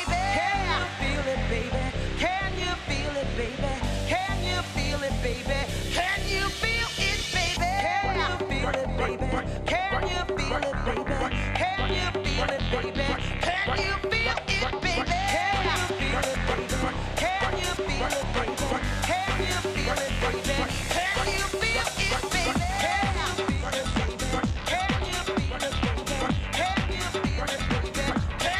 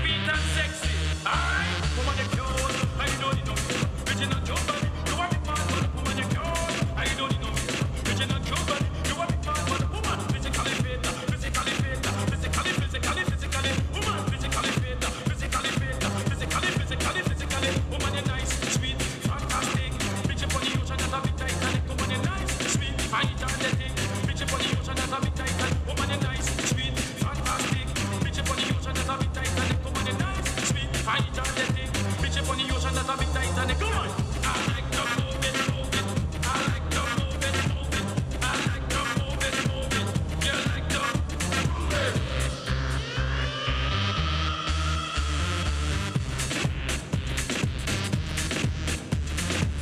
I like to move it, move it. I like to move it, move it. I like to move it, move it. You like to move it. Дарья Дрожжина и Иван Тельнов закончили свой ритм-танец на такой прекрасной ноте. Шикарная поддержка была с таким продвижением, набором хода. Очень яркий танец. Как вам, Василий Анатольевич? Потрясающе. Мне очень нравится. И еще тогда в Москве понравился. Но я смотрю судейский протокол. А не надо туда смотреть. И Я же вам говорю, наслаждайтесь танцами на льду. Мне становится страшно. Потому что все элементы под пересмотром. Да. Это значит, что вот на экране все отмечено красными квадратиками. И значит, что-то ищут еще, при том, что уже на твизлах поставлен там первый у партнерши, да, после срыва. Это вот меня больше всего пугает, почему у партнерши первый уровень твизлов. Потому что была ошибка во втором твизле. Я, если честно, смотрела на Ивана, когда он исполнял эту секцию, этот элемент, поэтому нужно пересмотреть нам, что там случилось у Дарьи. Второй уровень румбы. Не засчитали чиктау ни у партнерши, ни у партнера. Четвертый уровень квикстепа. И на поддержке тоже что-то пересматривать собралась техбригада. Кажется, яркий уже такой да, накатанный, накатанный танец, уже вот как по маслу идет каждое движение, и взаимодействие классное у ребят. Вот у нас второй твизл. Раз, не было двух оборотов. Не было двух оборотов, это базовое требование для того, чтобы можно было поставить выше первого уровня в твизле, поэтому только первый для Дарьи. Здесь вот немножко тоже разошлись на параллельной дорожке шагов во время исполнения элемента твизла. Но во всем остальном мне параллельная дорожка понравилась на самом деле. Было близко. Так, смотрим на чиктау. Прыжком немножко жестковато сделал Иван. И как мне показалось, что по прямой выехала из первого чиктау Даша. Так, а что с поддержкой? Вот у нас движение, движение, движение, движение. А что с поддержкой? Что-то с ней не так? Почему пересматривают? Почему-то решили пересмотреть. А может просто насладиться тем, как хорошо Иван вращал в положении этот элемент. Ну, может, считают секунды с точностью там до микронов. Могла она быть чуть длиннее? 8 секунд. Секунды отслеживает. У нас поддержка может быть до 8 секунд. Да. Короткая. Секунды отслеживает рефери, не техническая бригада. А вот по пересмотру делает техническая бригада. Ясно. Уровень поддержки снижен до 3-го. Ну, тогда еще... Я не увидела там ничего. Возможно, техбригада заметила остановку, потому что более детально пересмотрела вращательное движение поддержки. Таким образом, по 4-му уровню только квикстеп остался оцененным. И они не добирают по техническим элементам 2 с копейками балла. И тоже на 2 балла отстают от Зои Пестовой и Сергея Лагутова. Занимают 3-е место. А впереди выступление Камилы Шарафутдиновой и Родиона Мурсалимова. Ученики Юлии Злобина и Алексея Ситникова катаются под группу «Руки вверх».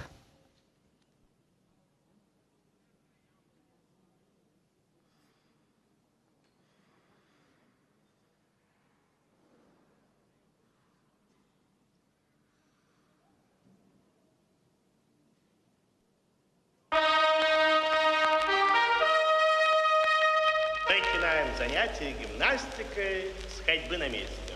Приготовьтесь. 1, 2, 3, 4. 1, 2, 3, 4. Руки вверх.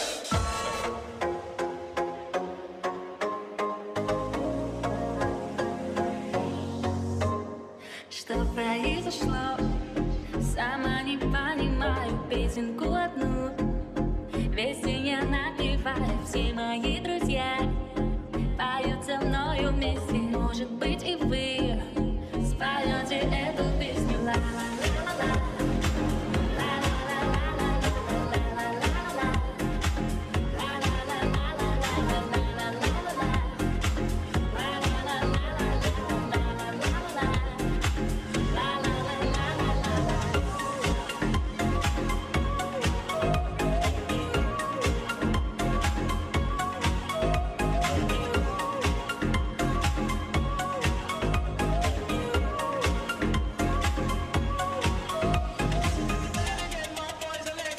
Солнышко блестит, и травка зеленеет, песенка моей, вам станет веселее.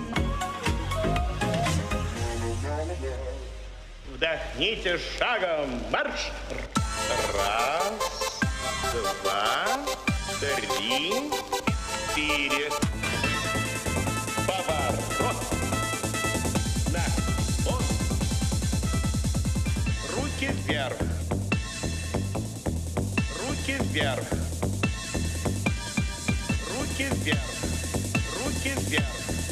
Руки вверх. Руки вверх. Еще раз, еще раз, еще раз, еще раз. Бегом, марш!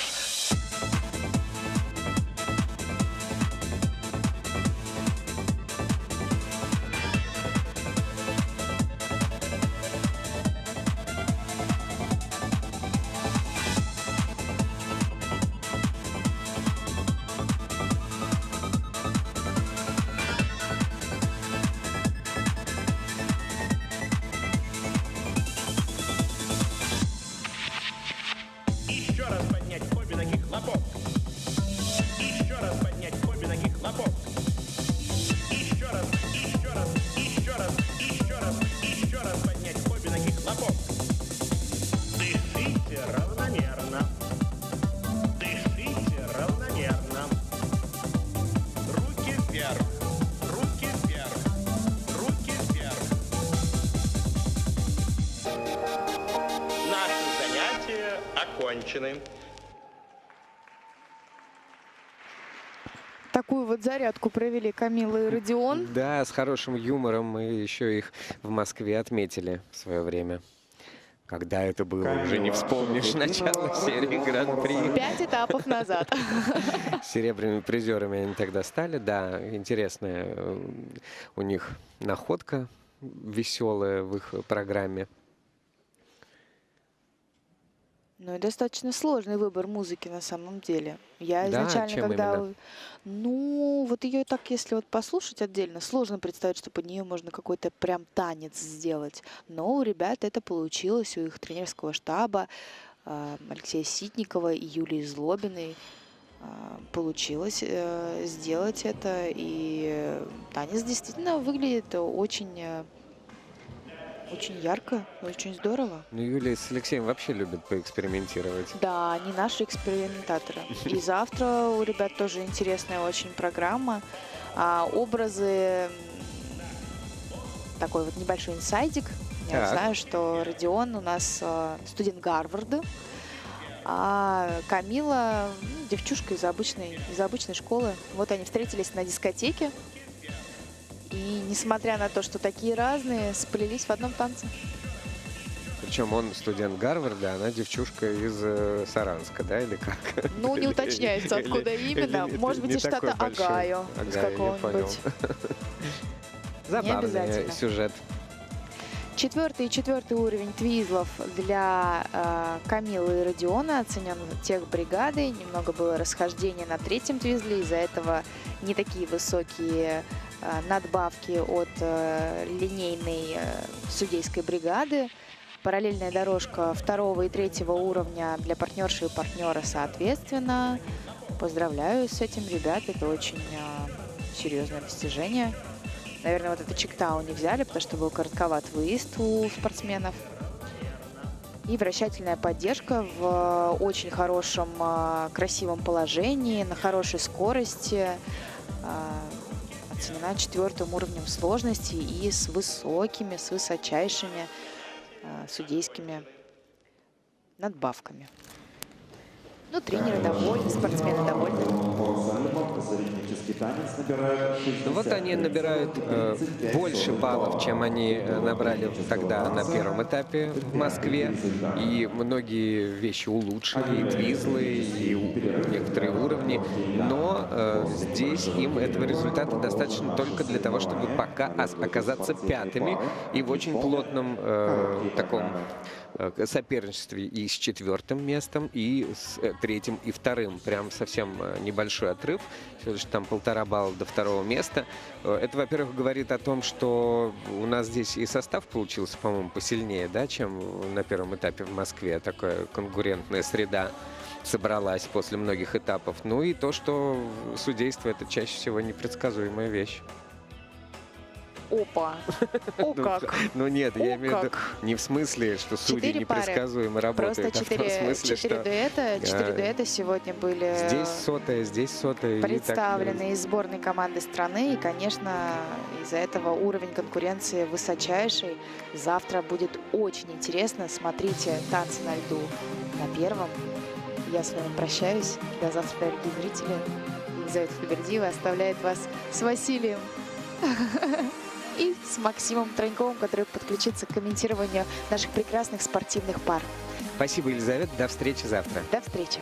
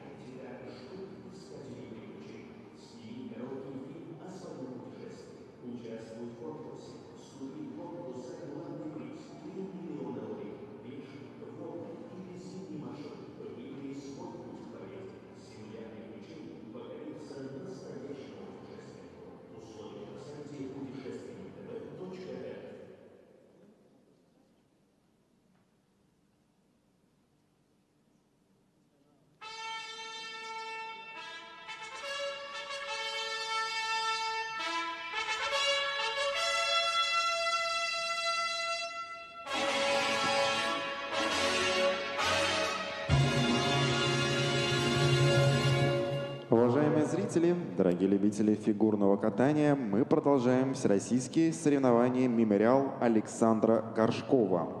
И через несколько минут на лед выйдут спортивные пары. Они исполнят короткие программы. Уважаемые зрители, мы напомним, что во время соревнований запрещена фото- и видеосъемка с использованием вспышки, поскольку это может привести к травме спортсменов. Большое спасибо за понимание. Уважаемые зрители, разрешите представить официальных лиц соревнований в парном катании. Старший судья Сергей Чемоданов, Московская область. Судейская бригада. Судья номер 1 Святослав Бабенко, Тверь. Судья номер 2 Регина Трусова, Казань. Судья номер 3 Татьяна Косыгина, Санкт-Петербург. Судья номер 4 Татьяна Даниленко, Москва. Судья номер 5 Светлана Кандыба, Москва. Судья номер 6 Марина Сысцова, Санкт-Петербург. Судья номер 7 Юлия Соловьева, Томск. Техническая бригада. Технический контролер Владимир Захаров, Москва. Технические специалисты Александр Кузнецов, Москва. Марина Австрийская, Москва.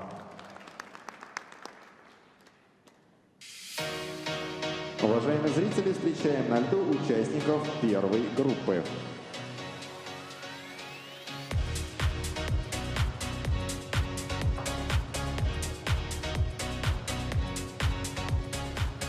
Арина Парсегова, Матвей Богданов, Москва. Злата Камалова, Данил Панов, Пермский край. Разрешена 6-минутная разминка.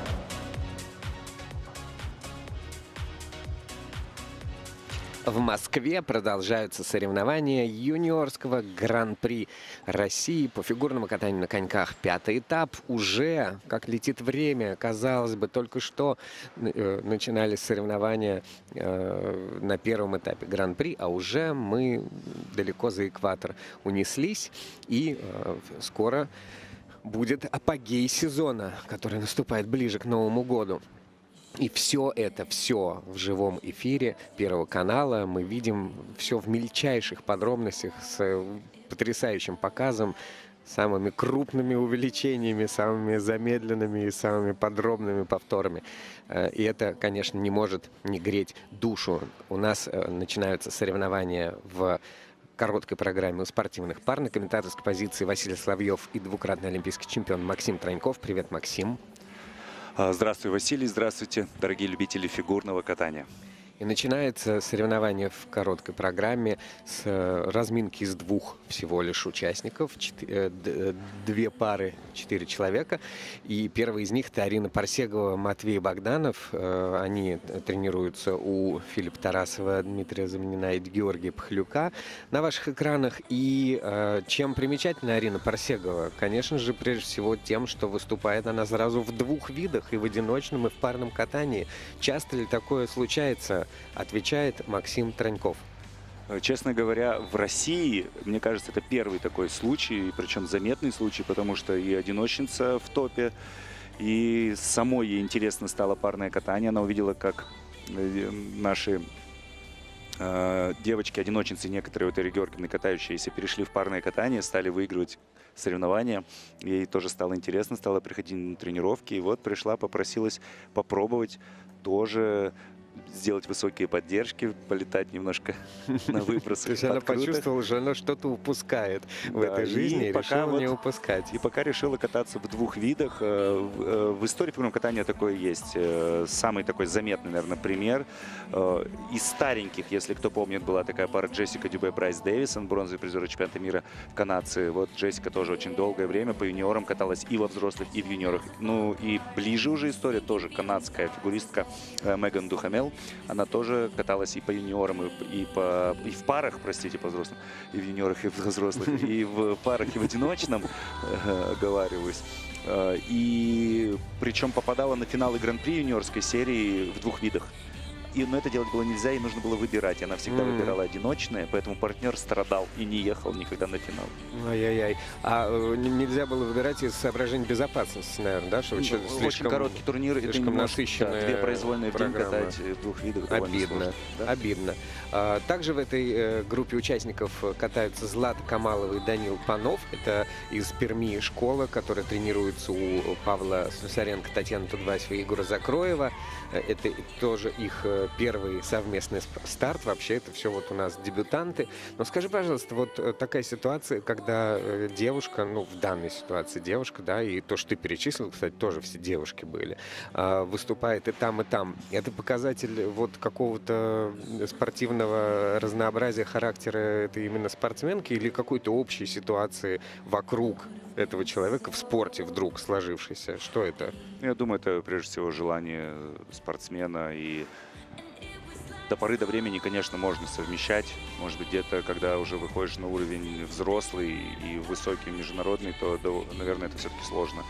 А в юниорском катании почему нет? И ты можешь определиться впоследствии, что тебе ближе. И ну, то есть во взрослом спорте такой штуки даже в теории быть не может. Это слишком большая нагрузка, да, сумасшедшая? Не встречал, да, потому что нагрузка очень большая. Опять же, в соревнованиях нужно участвовать. И не каждый партнер согласится на такую роль, скажем так. А он пусть тоже в танце идет. Ну да, что партнерша будет где-то выступать, а он будет дома отдыхать и пропускать какие-то для себя соревнования. Все-таки у всех карьера короткая, и все хотят максимально получить от нее все возможное. Ну, тем не менее, это, во-первых, интересно, это подчеркивает действительно спортивный характер в данной ситуации Арины, ну и дает нам повод для каких-то размышлений, что называется, а что еще делать на разминке, кроме как не рассуждать о жизни и достижениях тех людей, которые вот на этой разминке готовятся к своему первому старту. Так довольно-таки слаженно и симпатично выглядит пара и органично. Да, симпатичные очень ребята. А еще, представляешь, какой плюс? Девочки же все-таки девочки. Представляешь, сколько платьев разных у них висит в шкафу. Я не подумал, вот ты прям молодец. Для пар, и для одиночного, и везде надо блесточки, пайеточки. А родители такие: бог ты мой, где же столько денег заработать? Представляешь, сколько платьев на сезон у Арины Парсеговой? Ну, в 2 раза больше, чем у обыкновенной стандартной фигуристки. Молодчина. Арина, я обожаю таких людей, которые всегда стремятся к чему-то большему, чего-то еще хотят, что-то делают. Мы не обязательно для этого выступать в 2 видах фигурного катания. Мы постоянно читаем в интернете или там узнаем из расспросов о том, чем ребята еще занимаются. Кто-то учится, кто-то что-то вышивает, кто-то, как Артур Даниэлян, клеит стразики, костюмы, не знаю, все что угодно. У всех есть хобби и интересы. Арина Парсегова и Матвей Богданов выступают первыми. Молодые ребята под музыку Bunny M, Daddy Cool и Gotta Go Home. Ученики Тарасова, Замнина и Пахлюка с катка «Хрустальный». На ваших экранах дебют.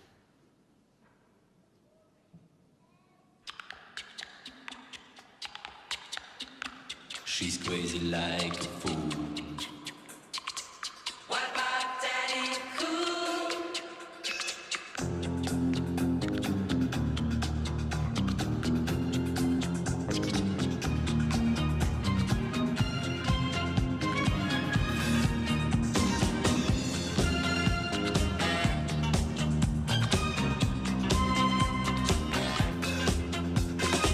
She's crazy like a fool. What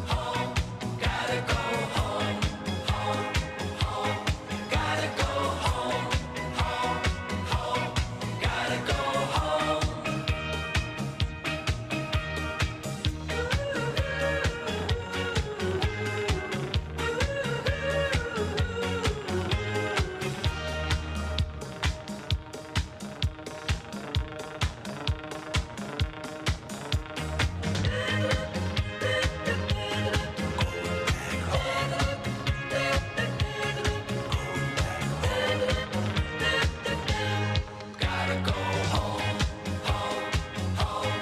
Gotta go home, home, home. Gotta go home.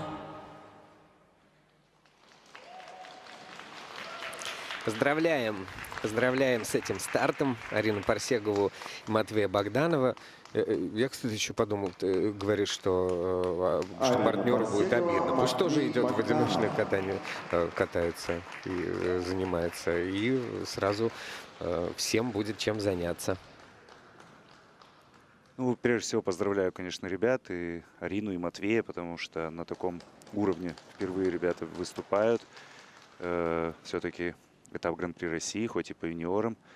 Тройную подкрутку, которая была стартовым элементом этой программы, ребята буквально вот неделю назад, может быть, 2 только начали делать. Поэтому здесь вылезла небольшая ошибочка. Сейчас мы на повторах, конечно же, все обсудим. Но, тем не менее, дальше вся программа была очень на хорошем уровне юниорском выполнена. Вот как раз стартовый элемент подкрутка и ловля здесь немножко у партнера не получилось. На 2 ноги только был выполнен этот элемент. Это вот единственная такая серьезная помарка. Но посмотрите, как Арина уже и за выбросы умеет бороться. И прекрасный параллельный двойной аксель. Очень четкий, параллельно все выполнено, с хорошим выездом, на хорошем расстоянии друг от друга. Поддержка тоже у партнера очень хорошие, гладкие проходы. Покрытие льда прекрасное, то есть поддержка не выполнена на месте. Ну вот Тодос, к сожалению, только вторым уровнем оценен у технической бригады. Зато хочется похвалить ребят за дорожку. Особенно Максима Болотина, который в этой группе над дорожками работает. И от турнира к турниру спортсмены этой группы получают 3-й уровень сложности в дорожках. Это для юниоров очень здорово.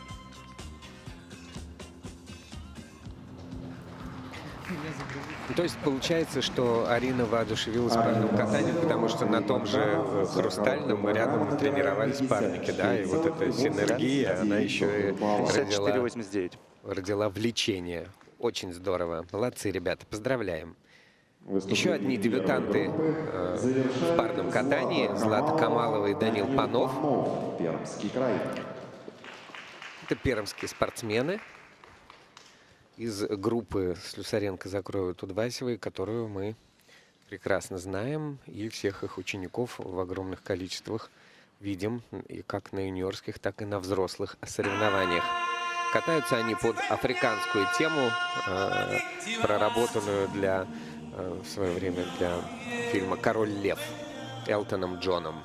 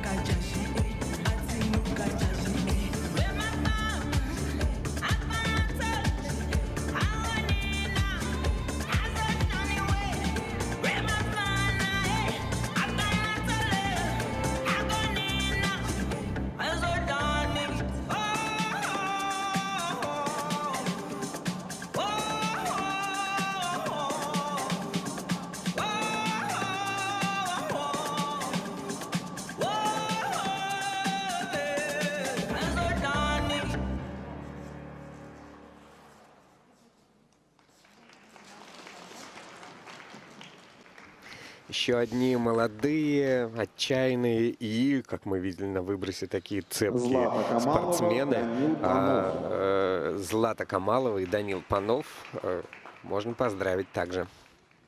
Да, впервые вижу я эту пару, и хочется отметить, что очень интересные ребята. На разминке мне казался этот дуэт таким сыроватым еще, когда заиграла музыка, и они так слаженно начали выполнять элемент за элементом. Прям радовался глаз. Молодцы ребята. Особенно отмечу партнера. Очень надежный парень с хорошими линиями. В меру артистичный для своего возраста. А как вот так быстро ты почувствовал его Ну, надежность? Расскажи. видно по линиям, видно на что по обратить уверенности внимание? элементов. Если мы видели предыдущей паре на подкрутке, у партнера некую такую неловкость в движениях, да, и в ловле, то здесь прям очень уверенно. Сразу тройная подкрутка. Хорошо поставил, на одну ногу поймал. Долго на двух ногах не стоял. Посмотрите, раз, руки вниз убрал, ловля. Сразу раз на одну ногу, то есть нигде его не качало. Опять же, с прыжком тоже хорошо справился. Вот партнерша немножко на зубчик, а партнер уверенно. Поддержка была здорово выполнена. Ну вот выброс это тут имени партнерши, наверное, потому что мы с нашего ракурса, прям перед нами этот элемент выполнялся, мы ахнули, как на спину сильно закинула партнерша. Мы думали, сальто будет. Но нет, вернула корпус на место, четко приземлилась еще и на одну ногу. Почти что все элементы у них 4-го уровня, за исключением дорожки шагов, в принципе, ну и подкрут 3-го, а все остальное 4-го, и параллельное вращение, и тодос. И тодос тоже вот от партнера многое зависит, без потери скорости сделал, сидел четко, локоть не сгибал. То есть все это говорит о том, что парень знает, что делает, и когда он катал, я тебе сразу сказал, говорю, хороший парень. Да, сказал. Эти ваши локти, конечно, в парном катании, это притча во языце. Ну, мы 4-й уровень тодоса даже у взрослых не у всех видим, а здесь все действительно максимально четко они сделали. Здорово, поздравляем Пермскую школу, что продолжают находить интересных ребят в регионе своем. И по компонентам они чуть проигрывают Арине Парсеговой и Матвею Богданову, но по технике их опережают, и общая оценка позволяет им опередить своих конкурентов.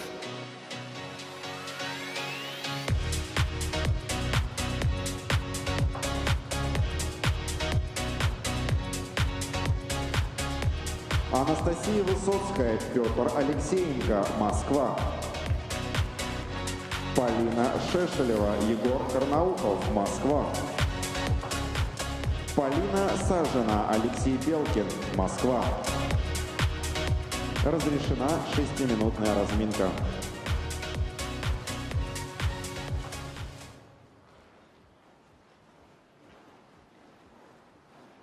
Продолжается соревнование юниорского гран-при на 5-м этапе, и короткую программу у спортивных пар выполнят еще 3 дуэта, которые уже находятся на разминке.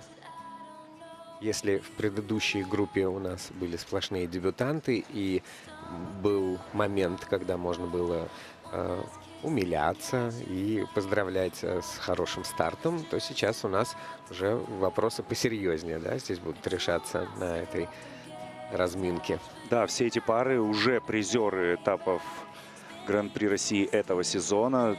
Если мы говорим об Анастасии Высоцкой и Петру Алексеенко, которые вот как раз на ваших экранах, Настя, они уже являются бронзовыми призерами этапа в Москве, самого первого этапа этой серии. А также серебряные призеры чемпионата и первенства Москвы, хотя катаются вместе всего лишь с апреля 2025 года. Это их тренер Сергей Росляков. Катаются они также у тренеров Беттины Поповой и Андрея Максимова в школе Медведкова.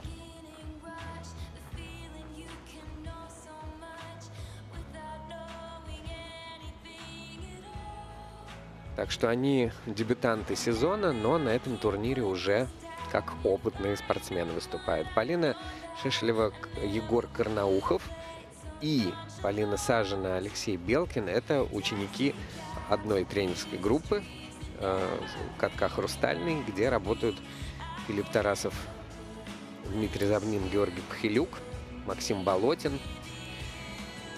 И у пары Шешелева-Карнаухов, постановщик короткой программы Антон Шибнев. Да, и у них уже есть первое место в этом сезоне на их первом этапе Гран-при. Да, они в Красноярске победили с хорошими баллами. С невероятными баллами для юниоров. За 130 баллов в производной программе. Да. Чемпионы России среди юниоров 25 года.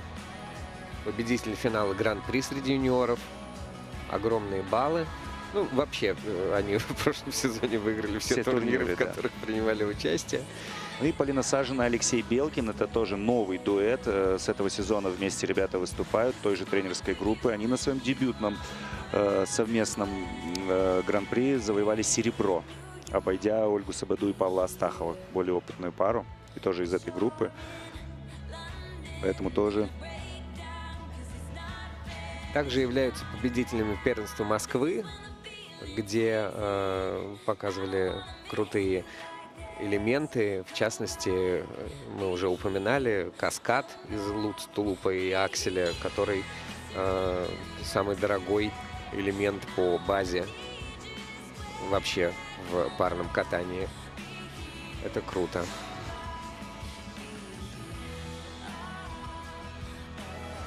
Тоже начали кататься совсем недавно. До этого Полина Сажина занималась одиночным катанием.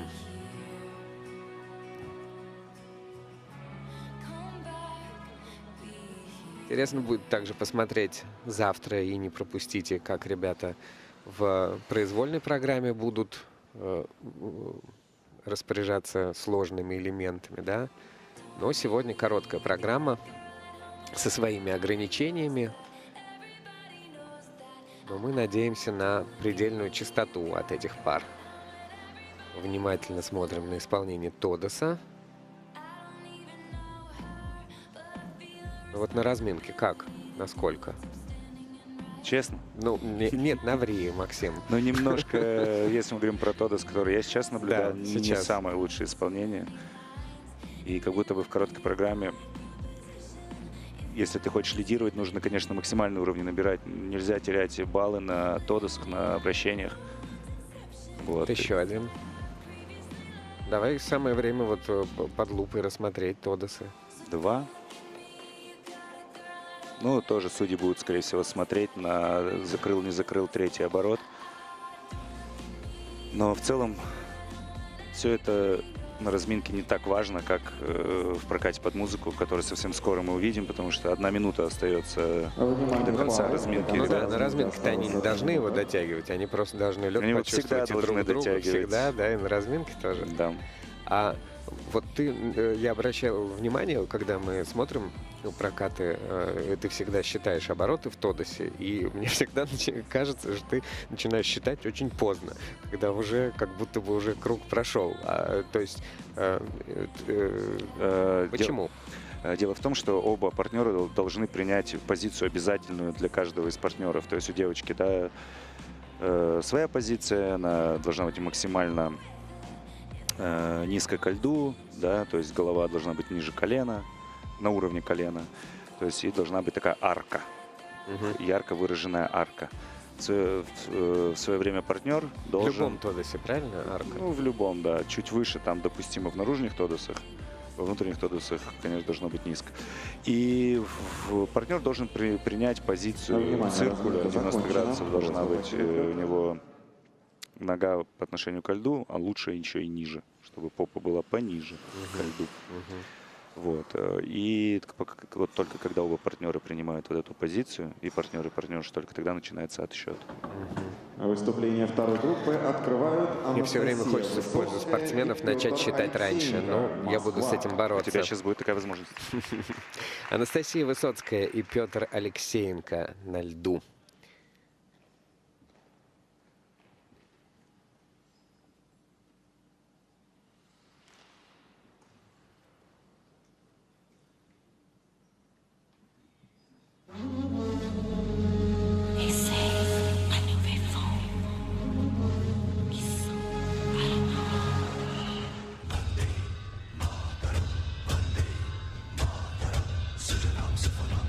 Shitalam, Sasya Shamalam,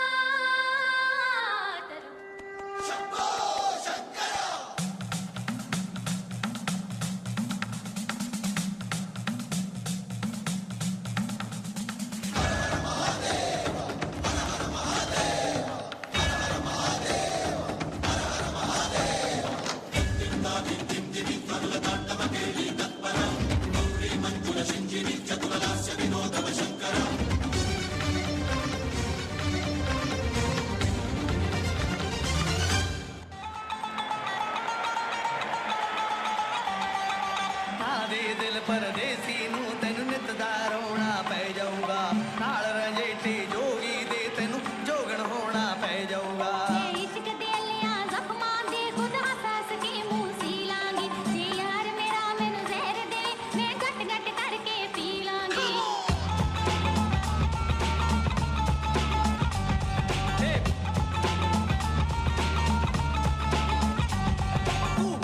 ਦਿਲ ਪਰਦੇਸੀ ਨੂੰ ਤੈਨੂੰ ਨਿਤ ਦਾ ਰੋਣਾ ਪੈ ਜਾਊਗਾ ਨਾਲ ਰੰਜੇਟੇ ਜੋਗੀ ਦੇ ਤੈਨੂੰ ਜੋਗਣ ਹੋਣਾ ਪੈ ਜਾਊਗਾ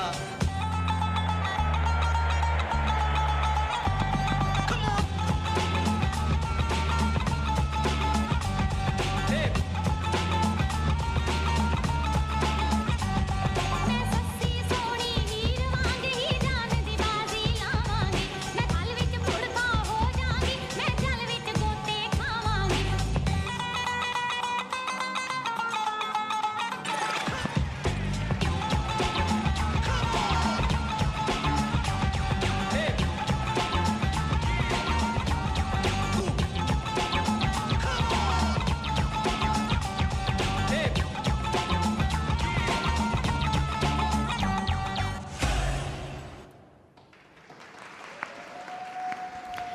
В такой зажигательной индийской манере, как вы, наверное, еще с первого этапа помните, танцуют, катаются эти ребята. Да нет, Анастасия танцуют, Высоцкая, правда. Анастасия Петр Высоцкая, Алексеенко. Петр Алексеенко.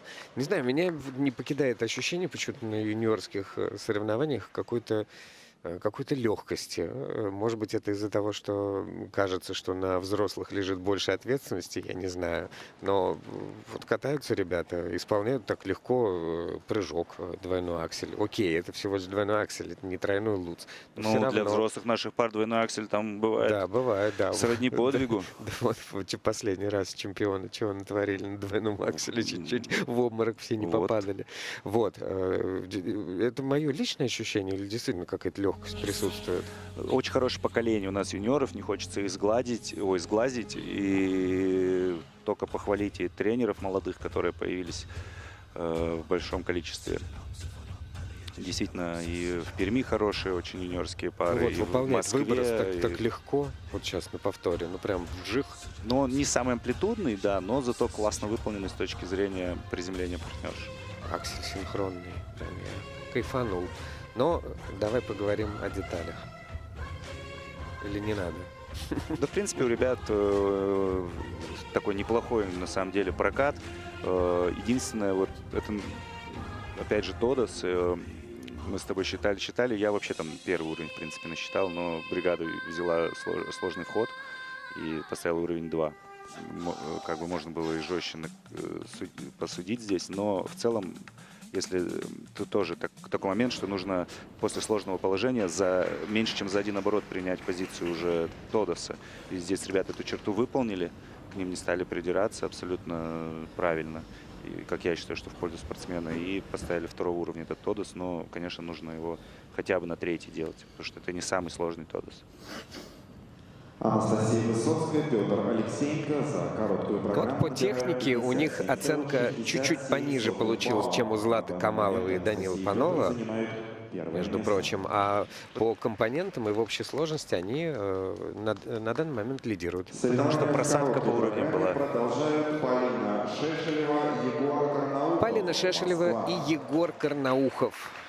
Первая из пары с Хрустального, первая из двух, которые будут у нас сейчас кататься. Такая кавер-версия хита Депеш Мод.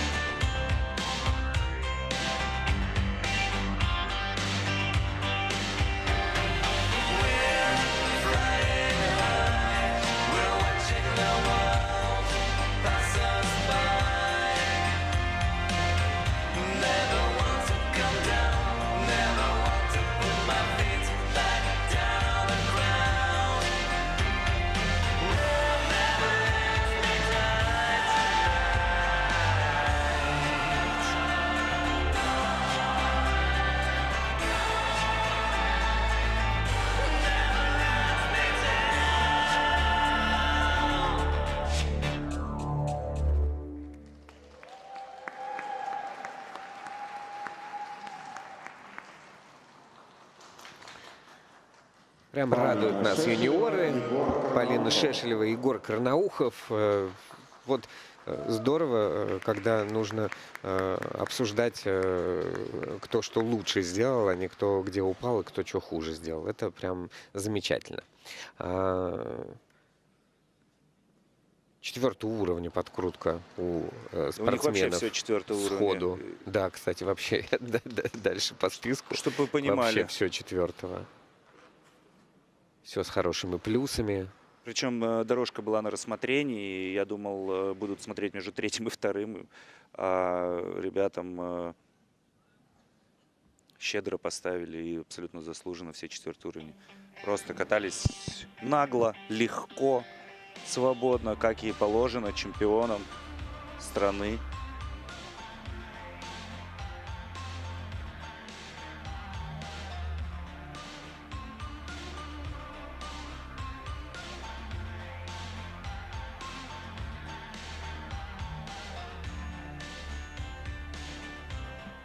Выброс, флип. Но он такой был не очень пролетный. Но они и сами не самые великаны, скажем так, в нашем понимании парного катания. То есть они очень такие складные ребята, очень друг другу подходят. Я их называю нашими Суйхан. Вот они наши Суйхан. Китайские олимпийские чемпионы тоже не были какими-то мастодонтами на льду, но были мастодонтами в исполнении элементов. И в этой паре пока вот такой же путь. У них невероятная запредельная сложность, слаженность. Они ладненькие, друг другу здорово подходят, классные образы создают. Посмотрите, ну, красавцы, красавцы. Кстати, обратил внимание вот на замедленном повторе, что в Тодосе Полина что-то такое говорила Егору.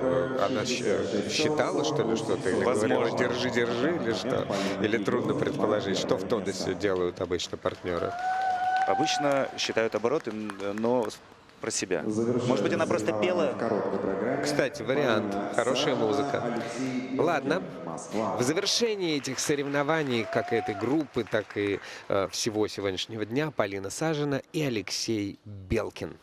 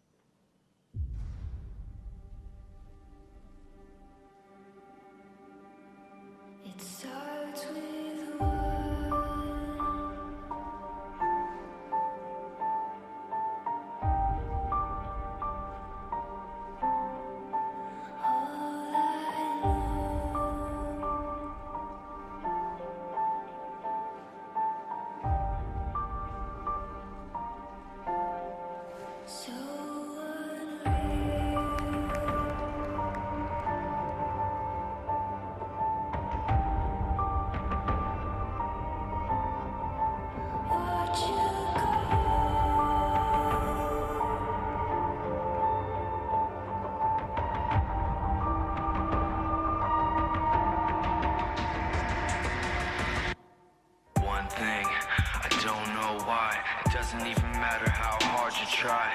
Keep that in mind. I designed this rhyme to remind myself of a time when I, in spite of the way you were mocking me, acting like I was part of your property, remembering all the times you fought with me.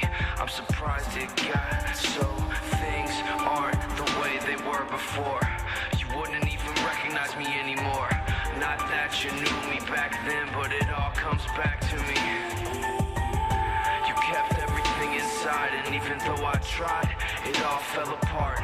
What it meant to me will eventually be a memory of a time when I tried so hard and got so far, but in the end, it doesn't even matter.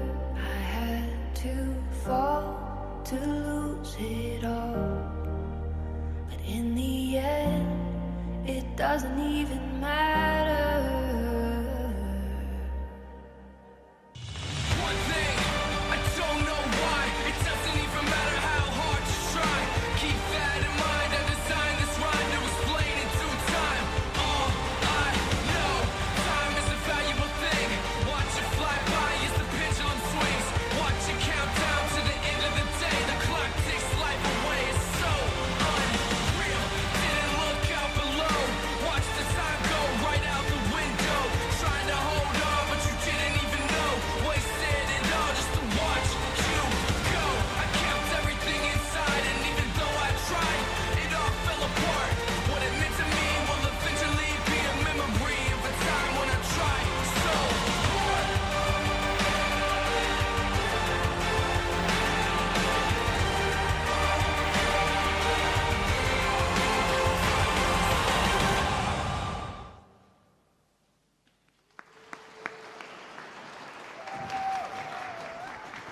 Ну, хочется сразу одновременно и восхититься парой, и расстроиться. Вот как так сделать? Ну, в этом выступлении было все. И были какие-то совершенно шикарные вещи, и какие-то головокружительные ошибки. Ну, это все говорит как раз о скатности ребят, что они еще в начале своего пути. На самом деле прогресс очевиден. То, что мы с тобой видели на предыдущем этапе, ну, совсем другое дело. Во многих элементах амплитуднее гораздо была выполнена подкрутка. Третьего уровня она у них выставлена. У них выброс гораздо более уверенный. Да, пока он все еще не такой большой, но тем не менее классно. Скорость, на какой ребята катаются, но это что-то запредельное для юниоров. Поддержка. Буквально полкатка партнер покрывает проходами. Вот подкрутка, четко, ловля. Вот выброс не самый большой, но выполнен на одну ногу и гораздо лучше, чем на первом этапе. Это вот вообще мое любимое место в программе. Со сложного захода ребята выполняют параллельно двойной аксель и настолько делают это близко, что сразу же в согнутый локоть хватает Леша партнершу. То есть это говорит о том, насколько близко ребята друг к другу находятся и насколько уверенно они выполняют элемент. На одной руке спуск. Классный прокат у ребят. Да, у них были ошибки такие вот как раз свойственные паре, которая только начинает свой путь. Тодос 4-го уровня досидел, дотерпел по сравнению с первым своим этапом. Там тройка была. Вращение, вот здесь было расхождение. Они сохранили уровень, но немножко оно отминусовано у судей, потому что было не параллельно. И, как мне показалось, Леша либо очень тихо, либо не дал команду на смену в положение стоя. И сам поменял, а партнерша и дорожка не поменяла. слетела на 3-й уровень, и потому что последний шаг не сделал Алексей. Последний крюк споткнулся. Самый последний шаг дорожки. Ну вот у них на полбалла, на 0,4 меньше, не, на 1,5 балла меньше, чем у Шешлева и Карнаухова, да, из-за этих ошибок. Причем компоненты один в один, 26-60. А по технике вот такой вот такая просадка. Я вот немножко попозорюсь, но мне не страшно. Каждый раз, когда я говорю, что я чего-то не видел, ты говоришь, да не, ну я это видел много раз. Вот ты мне сейчас просто ответь. Я такой близкий прыжок, какой они сейчас делают, аксель, особенно вот прямо здесь мы сидели, прямо напротив. Я такой никогда не видел, что в парах вообще делали.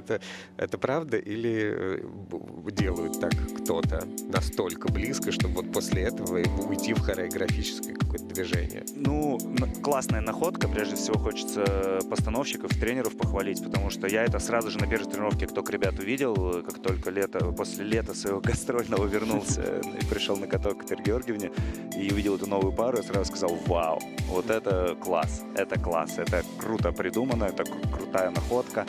Со сложных заходов, ну, конечно, я видел, с разных заходов, но вот именно, может быть, в комплексе, что и сложный заход с кораблика у партнера, у партнерши с такой спирали, и сразу же выход и вхват за ногу, такого я, наверное, не видел. Ну и... Но видел много другого. О чем вам с удовольствием расскажу в следующих наших трансляциях. Обязательно смотрите фигурное катание. Мы с Василием Соловьевым с удовольствием будем для вас его комментировать и болтать о парном катании. Но уже завтра. На произвольных программах спортивных пар. Увидимся, услышимся в эфире. До свидания. Спасибо, пока.